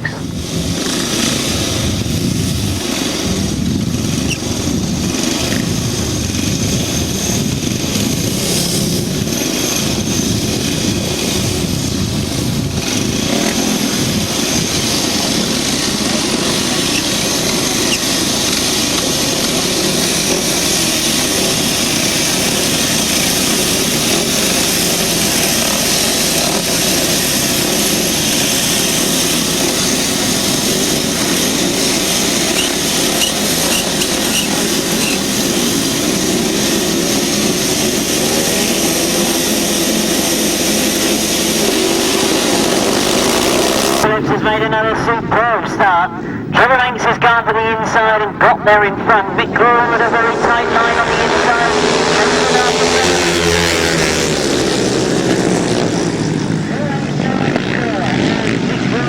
Has to give way to Trevor Banks and powers it out that bottom turn. Up past us he goes and into the top bend with Mick Graham on the inside. Tony Atkins watching what's happening in front of him. He knows there's a battle on and making up.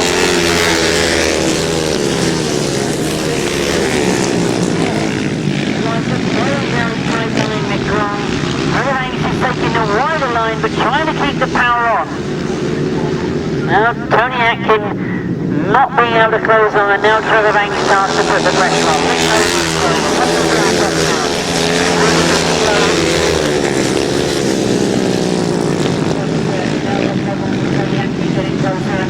Tony Atkins on the inside of him. Trevor Banks starts to get away a little bit. There's one more lap to go. And Tony Atkins again closes right up and he's starting to run the inside of the line.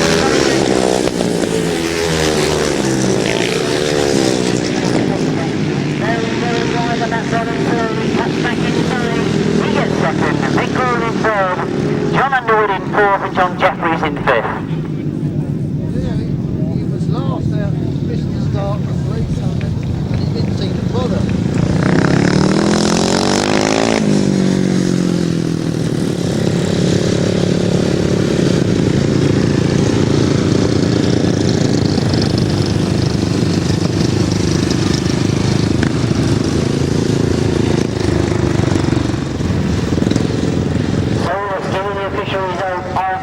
Semi-finals. Race 26 in your programme. It's a win for number 12, Trevor Banks. In second place is number 10, Tony Atkins. In third place, number 2, Mick Graham. In fourth place, number 77, John Underwood. Fifth place, number 14, John Jeffries. Sixth place, number 23, Wayne Barrett. And seventh place, number 42, that's Glyn Phillips. The winning time was 119.6.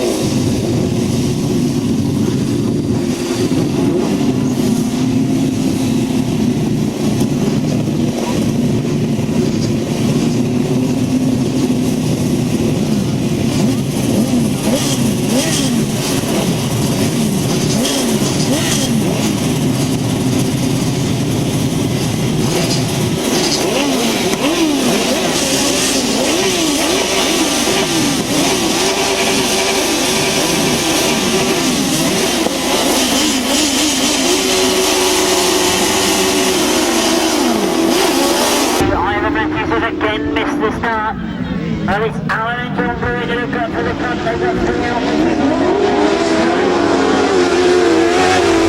Inside Colin Blackburn to get up in the second place.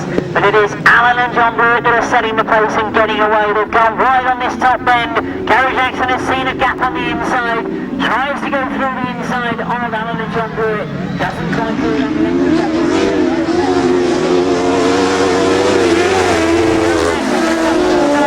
Coming back to the front back to the inside of Ira Matthews, and Colin Blackburn has overrun the bend. Has he got problems, I wonder? That means that Ira Matthews and Simon Brewer move up in the field. John Hiscock and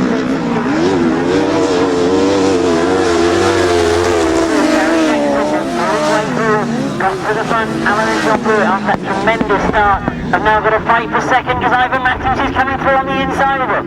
Ivan Matthews and Simon Brewer have got up in the second. Alan and John Brewer in third.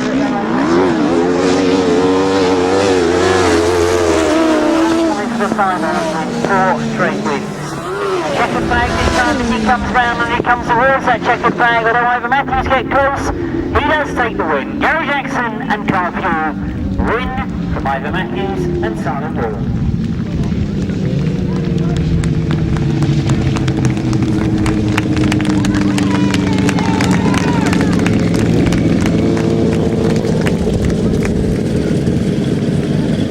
That's the first semi-final for the sidecars. It's a win for outfit number 23, Gary Jackson and Carl Pugh. 4 heights and 4 wins this afternoon, maximum points still. In second place, number 15, Ivan Matthews and Simon Wall. In third place, number 3 is Alan and John Blewett. In fourth place, number 184, John Hiscock and Jason Gill. In fifth place, number 25, Colin Blackburn and Martin Bailey. And in sixth place, number 16, that's Paul Miller and Paul Morrell. 122.85 was the winning time, 122.85.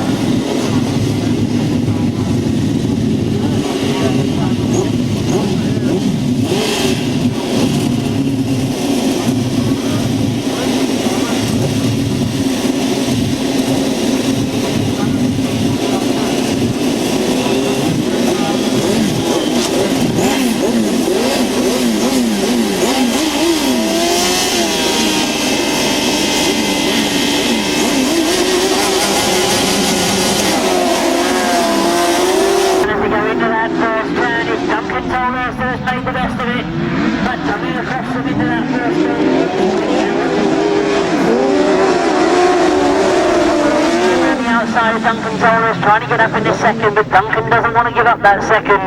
So as they close on this top end, Rob Wilson is forced to go even wider than he wanted to. He gets that second though. Proving clear Paul Silver in fourth place at the moment. Richard Thomas. Kenny Hamilton. They're putting up a great show this afternoon. They could be the competition to Gary Jackson in the final, or is somebody else going to pull out a surprise? Wilson and Tony Miles goes right up into Richard Thomas comes back into fourth place.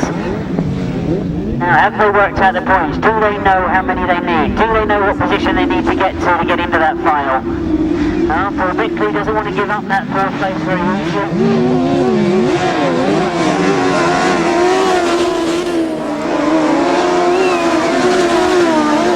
We can do about it at the moment as the checkered flag is pulled out. Rob Wilson goes for the inside. Kenny Hamill's done enough though. Kenny Hamill and John Richards get the win. Rob Wilson and Tony Miles finish in second. Duncan Tolles in third. And Richard Thomas, Kevin Woodley in fourth.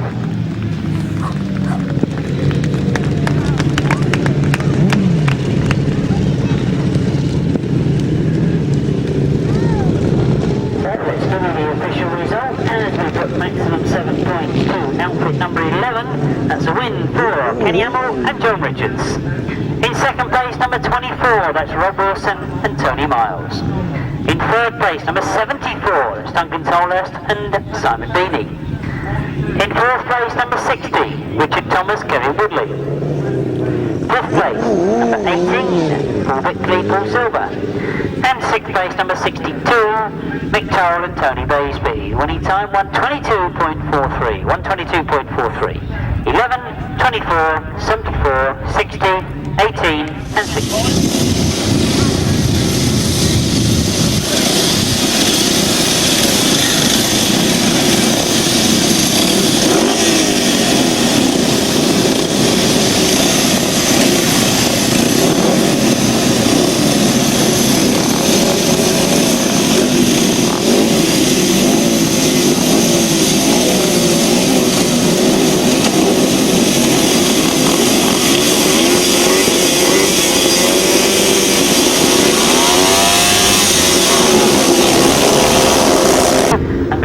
Once again has made a tremendous start. He really has been able to get out of this start gate very, very well this afternoon. And he leads going down the main straight.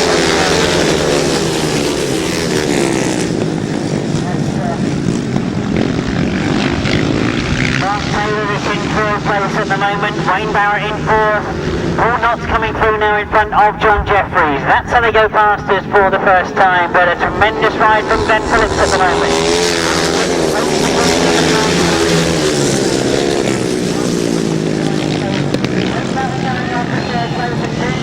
The back of Mark Taylor by a little bit, man. On the track on that bottom corner.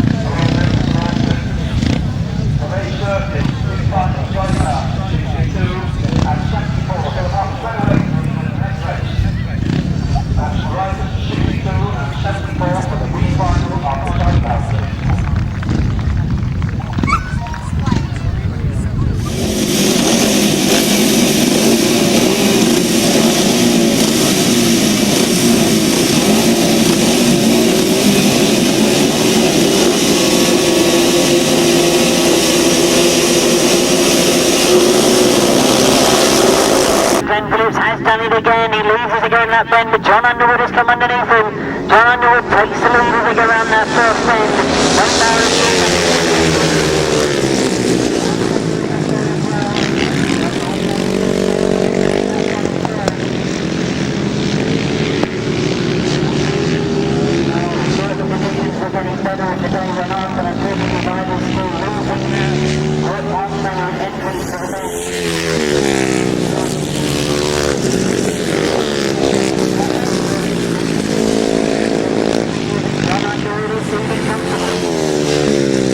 Next to him is John Jeffries.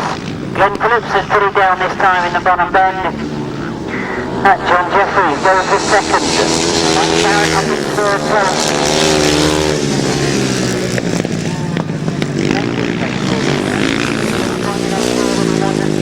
Final. We've got one more lap to go to Princess B final. John Jeffries still following him. Wayne Barrett still there in third.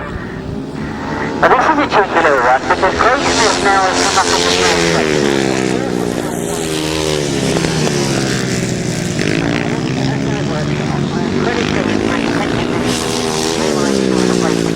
Well, the checkered flag goes, and John Underwood takes the win in the Berks Bonanza year 2000 B final.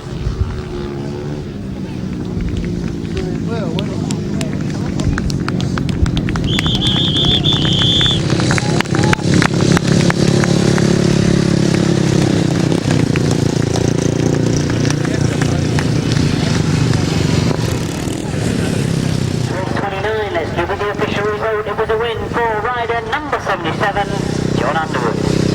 In second place, number 14, John Jeffries. In third place, number 23, Wayne Barrett. In fourth place, number 20. Number 20 is, of course, Craig Smith. And in 5th place, number 26, Mark Giles. The winning time, 1:21.46. 1:21.46. And the 1000cc sidecar, the final. I've given you the competitors already, but let's quickly go over them. They are number 62, Mick Towell and Tony Baisby. 60, Richard Thomas and Kevin Woodley. 184, John Hiscock and Jason Gill. 74, Duncan Tolras and Simon Beanie. 18, Paul Bickley and Paul Silver. And 16, Paul Miller and Paul Morrell.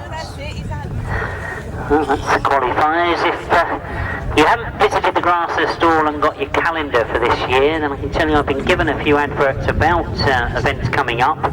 The 14th of May, we've got Grasstrack Championships qualifying round the left-hand sidecars, Croxted Raceway, Uckfield, Sussex.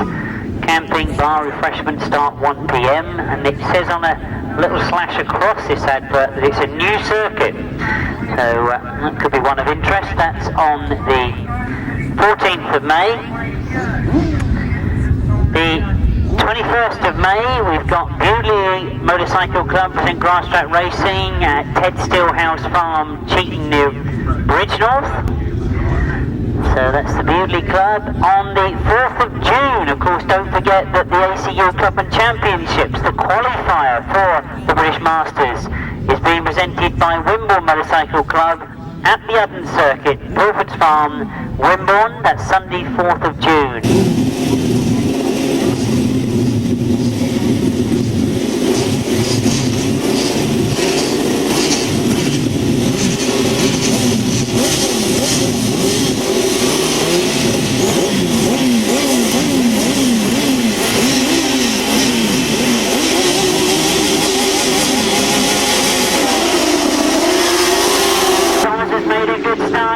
Into that first turn, I think he's got the edge, he has, he's going into that first turn.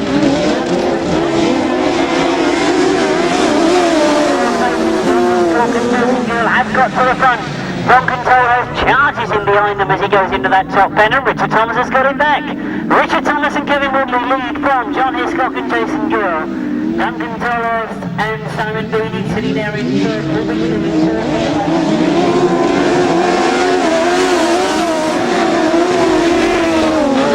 From John Hiscock.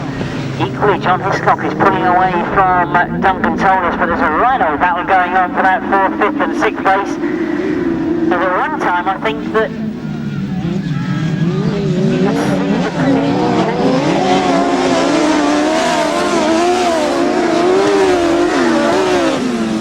Tolras is the rider that seems to be chopping and changing and coming through into 4th, back to 5th. But as we go into the last lap, this is a tremendous ride for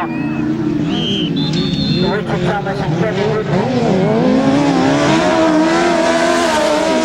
Make the A final, but consolation, they won the B final. Tremendous style as they come off that top corner into the checkered flag. John Hiscock and Jason Gill taking second. Duncan Tolras just hanging on to third because they just been told worked his way back up. And we'll be going to that third place. Kevin Woodley, let's give you the official result of race 30. It was the B final for the sidecars. A win for number 60, Richard Thomas and Kevin Woodley. In second place, number 184, John Hiscock and Jason Gill. In third place, number 74, Duncan Tolras and Simon Beanie. In fourth place, number 62, Mick Towell and Tony Baisby. In fifth place, number 18, Paul Bickley and Paul Silver. In sixth place, number 16, Paul Miller and Paul Morrell. 1:23.11 was the winning time. 1:23.11. Obviously there's an alteration to be made.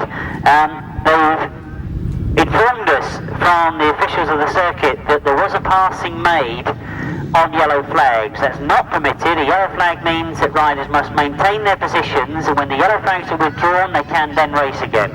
It means that in second you should now have number 23, that of course is Wayne Barrett, and number 14, John Jeffries, goes third. So if you can swap that one around, the officials have changed the positions due to a passing move on a yellow flag. So that's first 77, second 23, third 14. The rest of the results as they were.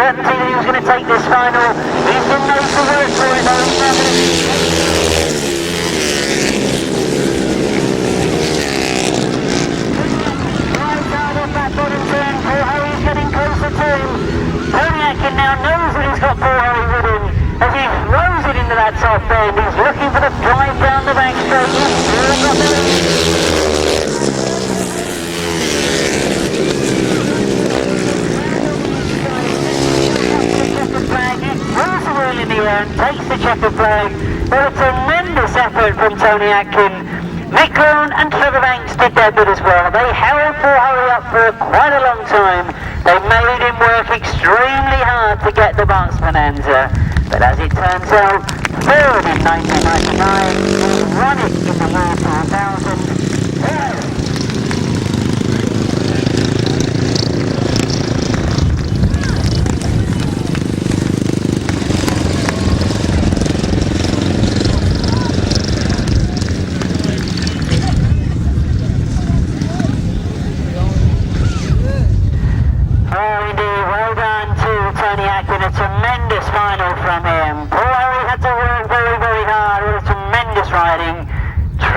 Still out there competing, still in the top of the results. And let's give you the official result. Race 31 is listed as in your programme, the 2000 Berks Bonanza final. A win for number 86.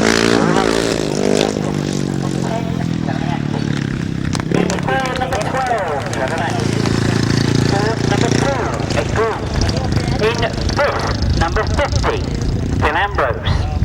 In 6th, number 9, Mitch Gunn. In 7th, number 173, Neil Taylor. And the winning time was 116.62. 116.62. So the 1, 2, 3 of the year 2000 Berks Bonanza was Paul Hurry, Tony Atkin and Trevor Banks.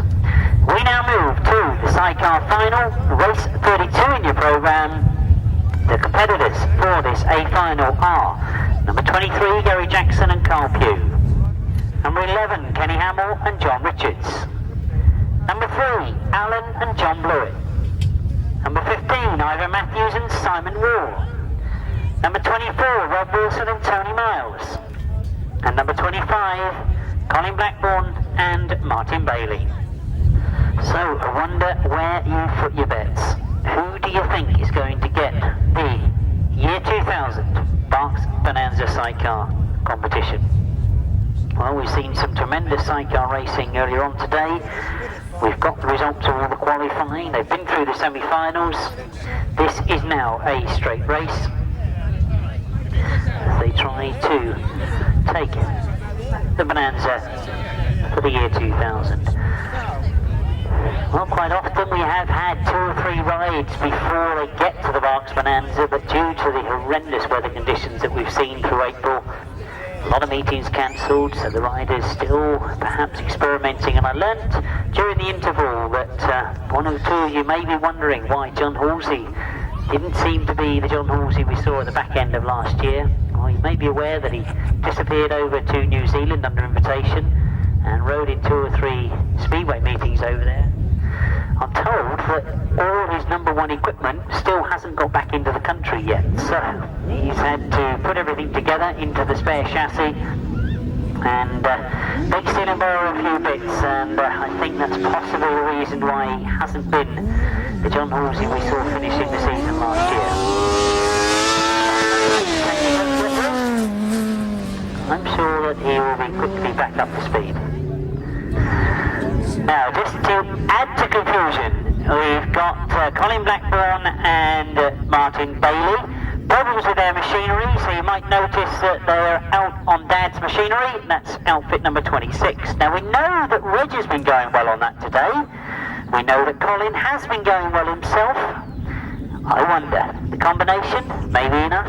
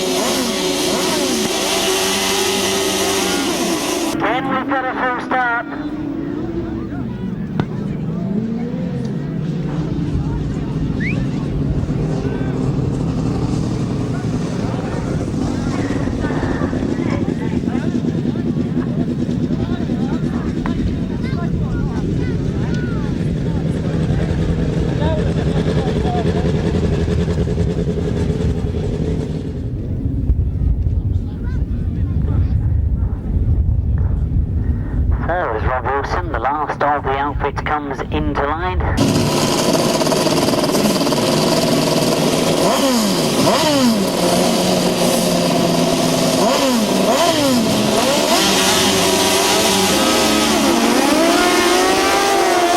It looks like Gary Jackson, but Alan and John Bird have gone around the outside. It's Alan and John Bird.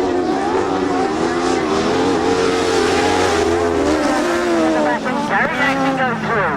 Gary Jackson gets to the front. Now this is a sort of form we've seen from him this afternoon. Battling through on the inside is Ivor Matthews, number 15. He's got in front of Kenny Hamill up to 3rd place. Alan and John Blue are still in 2nd. Ivor Matthews goes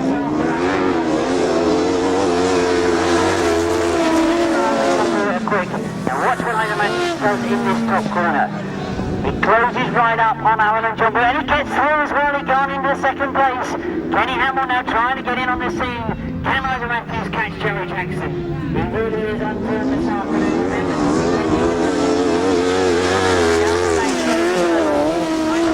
Chases after him, closes up in the top bend. Ivor Matthews certainly has looked quick in this top bend as he comes down past us. The last that flag is put out. Gary Jackson and Carpure are very much in control.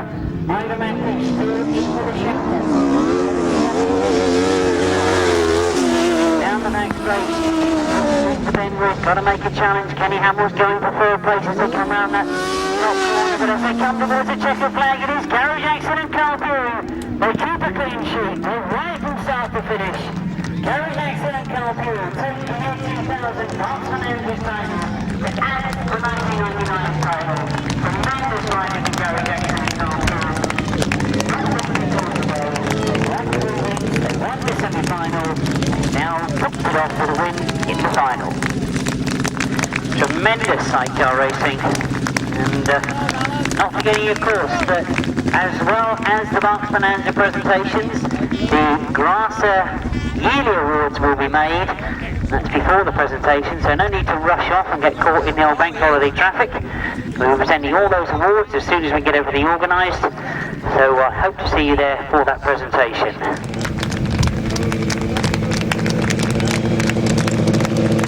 First of all, let's give you the official result of race 32. If you haven't got it in your programmes already, it was a win for output number 23, Gary Jackson and Carl Pugh. In second place, number 15, Ivor Matthews and Simon Wall. In third place, number 3, Alan and John Blewett. In fourth place, number 11, Kenny Hammer and John Richards. In fifth place, number 25, that's Colin Blackburn and Martin Bailey. 122.6 was the winning time, 122.6, 23, 15, 3, 11 and 25. So that concludes the race programme for this afternoon. I hope you've enjoyed the racing here this afternoon. Don't forget that of course we're back here on Sunday the 6th of August. Hello? Oh yeah, we are working. Right, shouldn't be so impatient tonight, not giving you these normal follower impressions. Right, first of all we're going to start with the Grasser Awards. Now these are the Grasstrack Riders Awards Association Rider of the Year Awards. Awards voted for by you, the viewing public. So a big thank you first of all to all of you that took the trouble of voting. Now, results are obviously collated. I've got all the answers down here. But before we get any trophies given away, we need somebody to come up here and present them. And what better than a legend in the sport, a man that is now president of Grasser, Mr. London!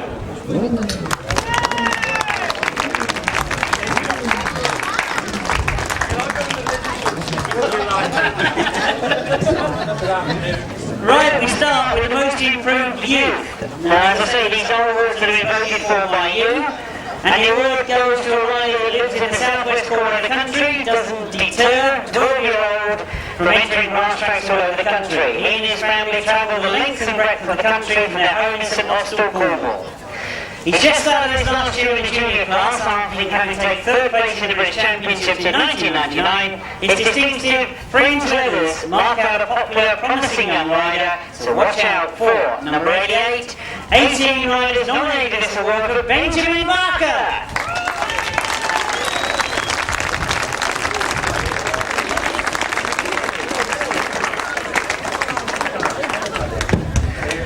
I remind you that Benjamin picks up the Most Improved Youth Award. This is all part of the training, you know, they're going to be used to accepting awards and things when they get older. Right, Youth of the Year. 1999 was a remarkable year for a 9-year-old, and he has a sideboard. He has a sideboard full of trophies to prove it, right? From Barrington in Lancashire, won the British Auto Cadet Championships, the ACU Challenge Trophy for his class, the National West Fairs with John Roberts, and has a fistful of Centre Championships and awards to add to the silverware. He rides as part of the All Fives Grasstrack racing team with Dad, Dale, sister Veronica, brother Michael, and Mark Carroll as team manager. He's moved in the junior class this season, but has his eye on the British Championships for 2001, 15 nominations for Jonathan Cumming.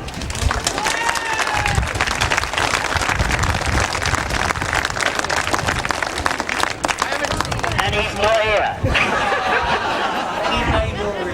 Look at that, they wrote out all this for me to read through, and he's not here. There isn't anybody that knows him well, lives near him. Where does he live? Lancashire somewhere, isn't it? Apparently in Lancashire. That can deliver the award. If there is, you let us know, and we'll get that award to him. We now move on to the adults. Most Improved Solo Rider. It says here in the text, this was extremely close. 26 riders nominated, 2 riders dominated the voting. The eventual winner from Maidstone in Kent, Matt Reid!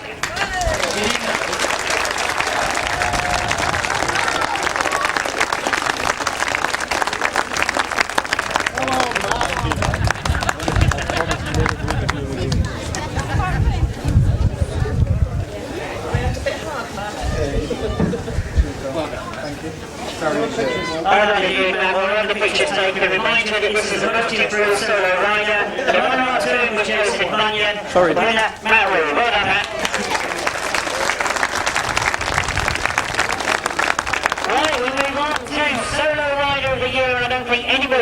disagree with this. Altogether, 21 riders were nominated for this award. The winner once again from Kent, and for the third year running, the ever popular Paul Harry.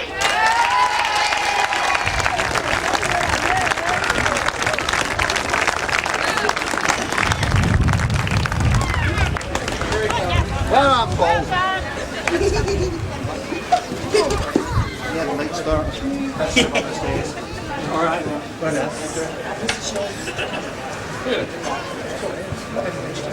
done indeed to Paul Harry, proving that obviously he's still very, very popular with the GrasstrackSPORT supporters. Moving closer. Lovely. Thank you. Lovely. Thank you. That's your solo rider of the year for the third time, Paul Harry.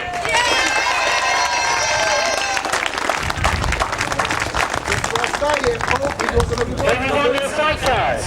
And I'm going to not feel guilty at all reminding you these are your voted riders. 23 crews were nominated, with 2 crews standing out from the rest. Both coming from Cornwall. For the second year running, Kenny Hamill and John Richards.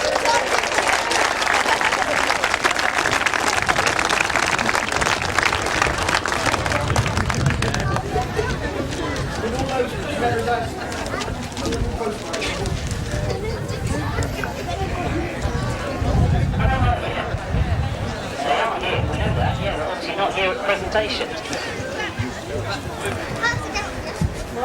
Right, what do you sing? Tell a joke? No, you're not going to do it. So we move on to the sidecar of the year then. Is that a good move? Yes. Right. Sidecar of the year with 17 crews nominated. A runaway victory, but yes, no prizes for guessing. The 1999 Masters winners for the third time running, the winners of Sidecar of the Year, John Halsey and Jason May!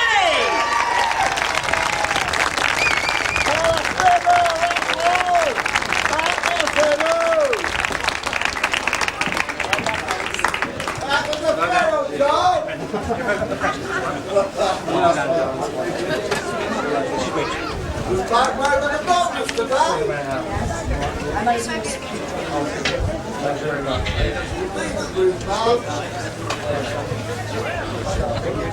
we have a picture with the President, please? Yeah, President. Put him in the middle. Put him in the middle. Do something with him.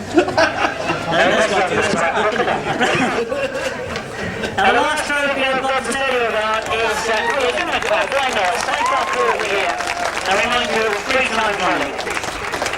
The last trophy that the committee decided on is called the Charlie Coleman Trophy. This trophy is presented each year by the Glasser Committee to a person or persons who, in their opinion, have given outstanding service to Grasstrack. I'm sorry to say the person who gets this award isn't with us this afternoon, so the award will be made on June the 11th. A clue.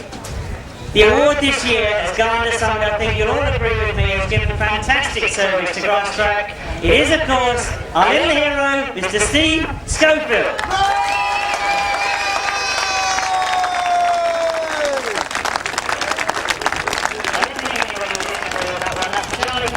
For services of outstanding service to Grasstrack. Grasstrack also asked me if I would pass on thanks to everyone who took the time to vote. A special thank you to Andrew Downey, who donated the Solo Sidecar of the Year Award trophies just before he disappeared off to Australia. Great thank you to Andrew. Whenever in Australia, I thank him personally. Right, that's the Glasser Awards for 1999. We now move on, of course, to the reason we're all here at Dalton Barracks once again. The year 2000, Berks Bonanza. Do you know which trophies to which? Are you going to come up and help me? Hello, John. What, mate? Yeah, tomorrow. Many thanks, Don, for attending the awards and all the good work you're doing with Glasser. Thanks, John. Right. How do we want to do this?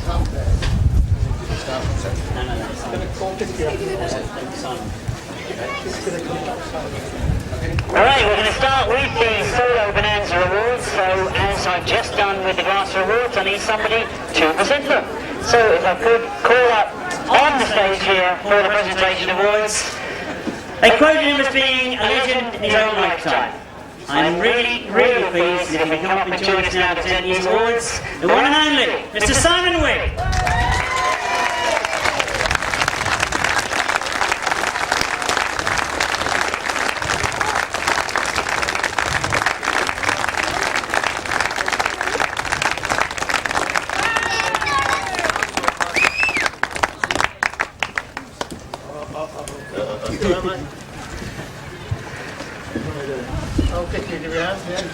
Right, and joining him hopefully is our AC Europe delegate, Sticky Stark.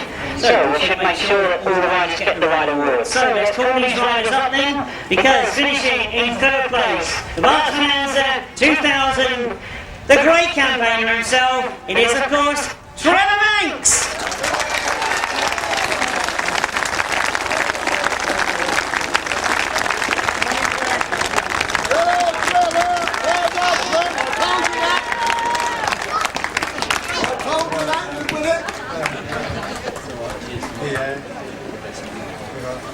Gotta go back to take a photo with him. Simon? Well done indeed, Trevor. Right, let's get the second place rider up there. What a tremendous final he made it. He led for so long, I'm sure a lot of you out in the crowd wondered if he was going to hang on. Of course, second place goes to the very talented Tony Atkins.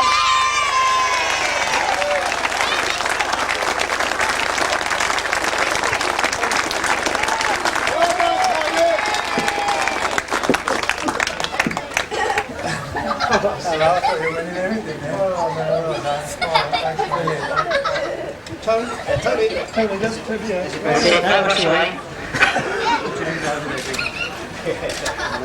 camera's finished. Tony, don't rush away, because I just said a moment ago, look, you were leading that final.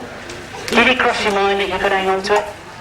Yeah, I mean, I'm not displeased with what happened because I never actually made a mistake and Paul's a good rider. And you sort of, on the last lap I knew he was there and I thought, should I try and stop him? But I can't ride like that. You know, he passed me fair and square. And I'm not disappointed because I needed a good result. I'd rather win, but, and I hate him, but there you go. Well, I totally agree with this. Tremendous rider for going out there in the final. There was one rider that he finished third last year, came back with a vengeance this year, looked absolutely tremendous through the qualifying heats. He had to work hard in the final, but he got there in the end. The winner of the year 2000 Berks Bonanza is of course Mr. Paul Hurry.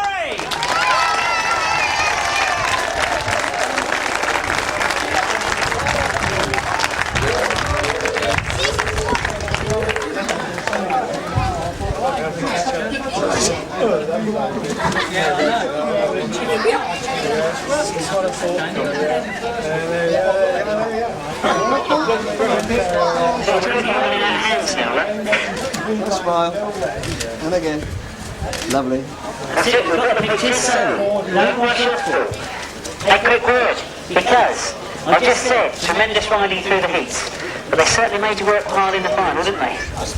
Yeah, I was sat there looking at the green light and come on. Yeah, but it made it interesting and I probably enjoyed that one more than the other three, of course. But no, it's good and I enjoyed it. Well done indeed. It's a good little track. Look forward to coming back here in August. Yeah, definitely. Maybe even have the same sort of result. Right, that's all right, so I'm sure the company out there cheering for you. The winners this afternoon in third, Trevor Banks, in second, Tony Atkins, and our winner, Paul Hurry.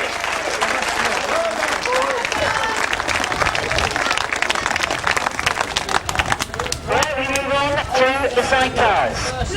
And well, I think I'm going to try and get on that computer tonight and check the records of this Berks Bonanza, because I reckon this crew I'm going to call up here for third place have had the most fantastic results at Berks Bonanzas, better than any other crew in the country. They're all on roster once again. It is third place. It's Alan and John Lewis.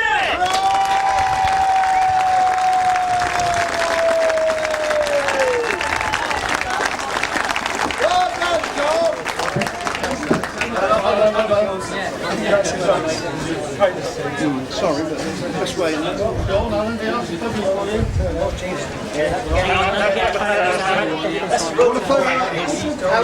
photo for Simon? Yeah. Simon in the middle.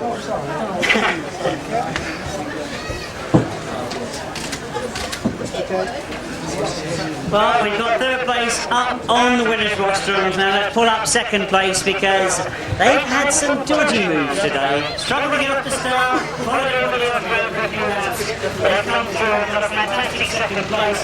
Maybe they're now back on song. I am Matthews and Simon Hall!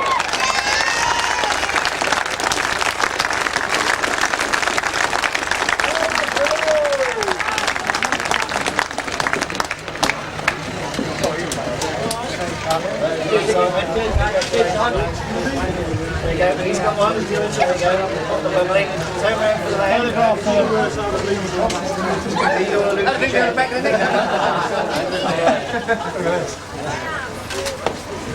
Thanks, Paul. Well done, Ira, don't rush off. Yeah, just all day, just kept dying on the line. It was obviously Friday when we got going. Changed absolutely everything, and then last resort we changed it back and found the loose earth. So I was in the final, I went off the gate, because I just picked the wrong bit off the outside really, got pushed out. Very good job. Next time. Well, please the season's got started now though. Yeah, it's about time really. It's just a few extra weeks to get on the men's, but yeah, obviously everybody wants to be out 2 or 3 weeks ago.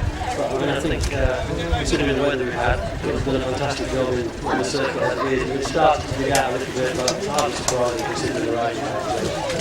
Well, absolutely. Tremendous cycle racing this afternoon. Second place, Diamond Matthews and Simon Moore.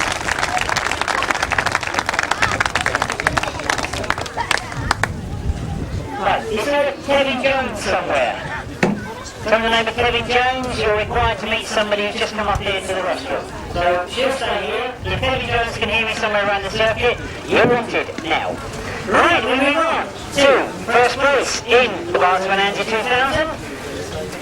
Well, as soon as we went through the heats, you thought, yep, he was in with a chance. He looked very quick, he looked very controlled, indeed he hung on, dominated the final, and he's won it. He won it last year, he's won it again. First place to Gary Jackson and Carl New.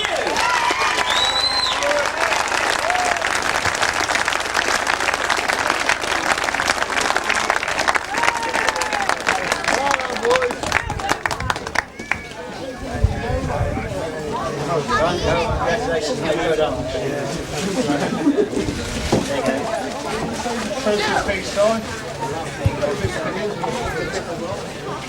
There you go, that's the one with the number, most important number 1 on it.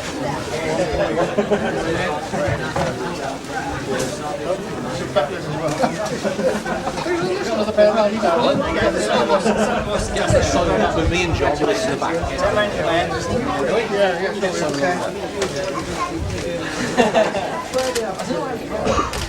Well, what another shot of these? Simon? Come on. Gary, can you get each side of it? Try to get it organised. There we go.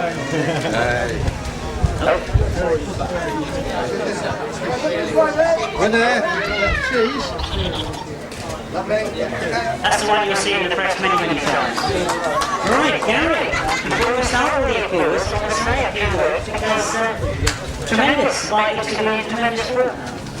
Yeah, it was a hell of a sort of track, I suppose, with a lot of grip on it, and they've got the bike set right from the word go, and you know, I can't complain at all. Can't complain at all, no. Won it last year, won it again this year. Yeah, no, it's unbelievable, isn't it? But I said to him over there that glad really that now this meeting really has kicked off the season. You know, we had that little one out down in March at the Asperger meeting, and now with the Berks Bonanza under our belt, we're really up and running, aren't we? Yeah, I mean, the weather's been so bad, it's been really disappointing really, but hopefully now, yeah, we'll get into the season, get some good weather behind us, and do some good racing. Well, indeed, good racing to look forward to, but tremendous congratulations this afternoon. Our winners, Gary Jackson and Carl Pugh.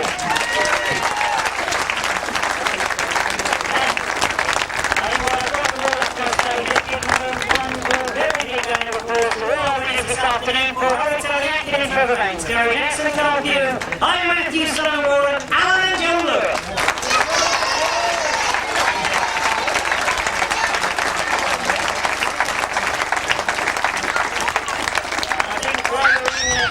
Congratulating and clapping people. Once again, I think you'll agree that the Berks Club have put on another superb meeting here at Dalton Berks. The tracks always look superbly prepared. One very big round of applause for these organisers. They keep putting it out, they keep performing. Tremendous. John Lightfoot and all his team that have put on yet another fantastic Berks Bonanza.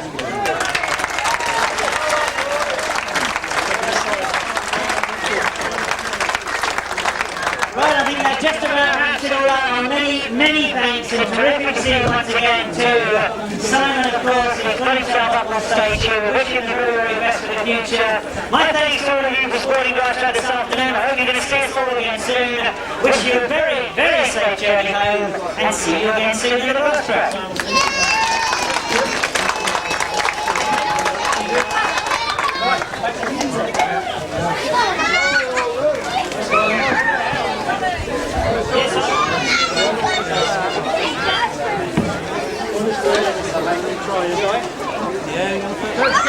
About the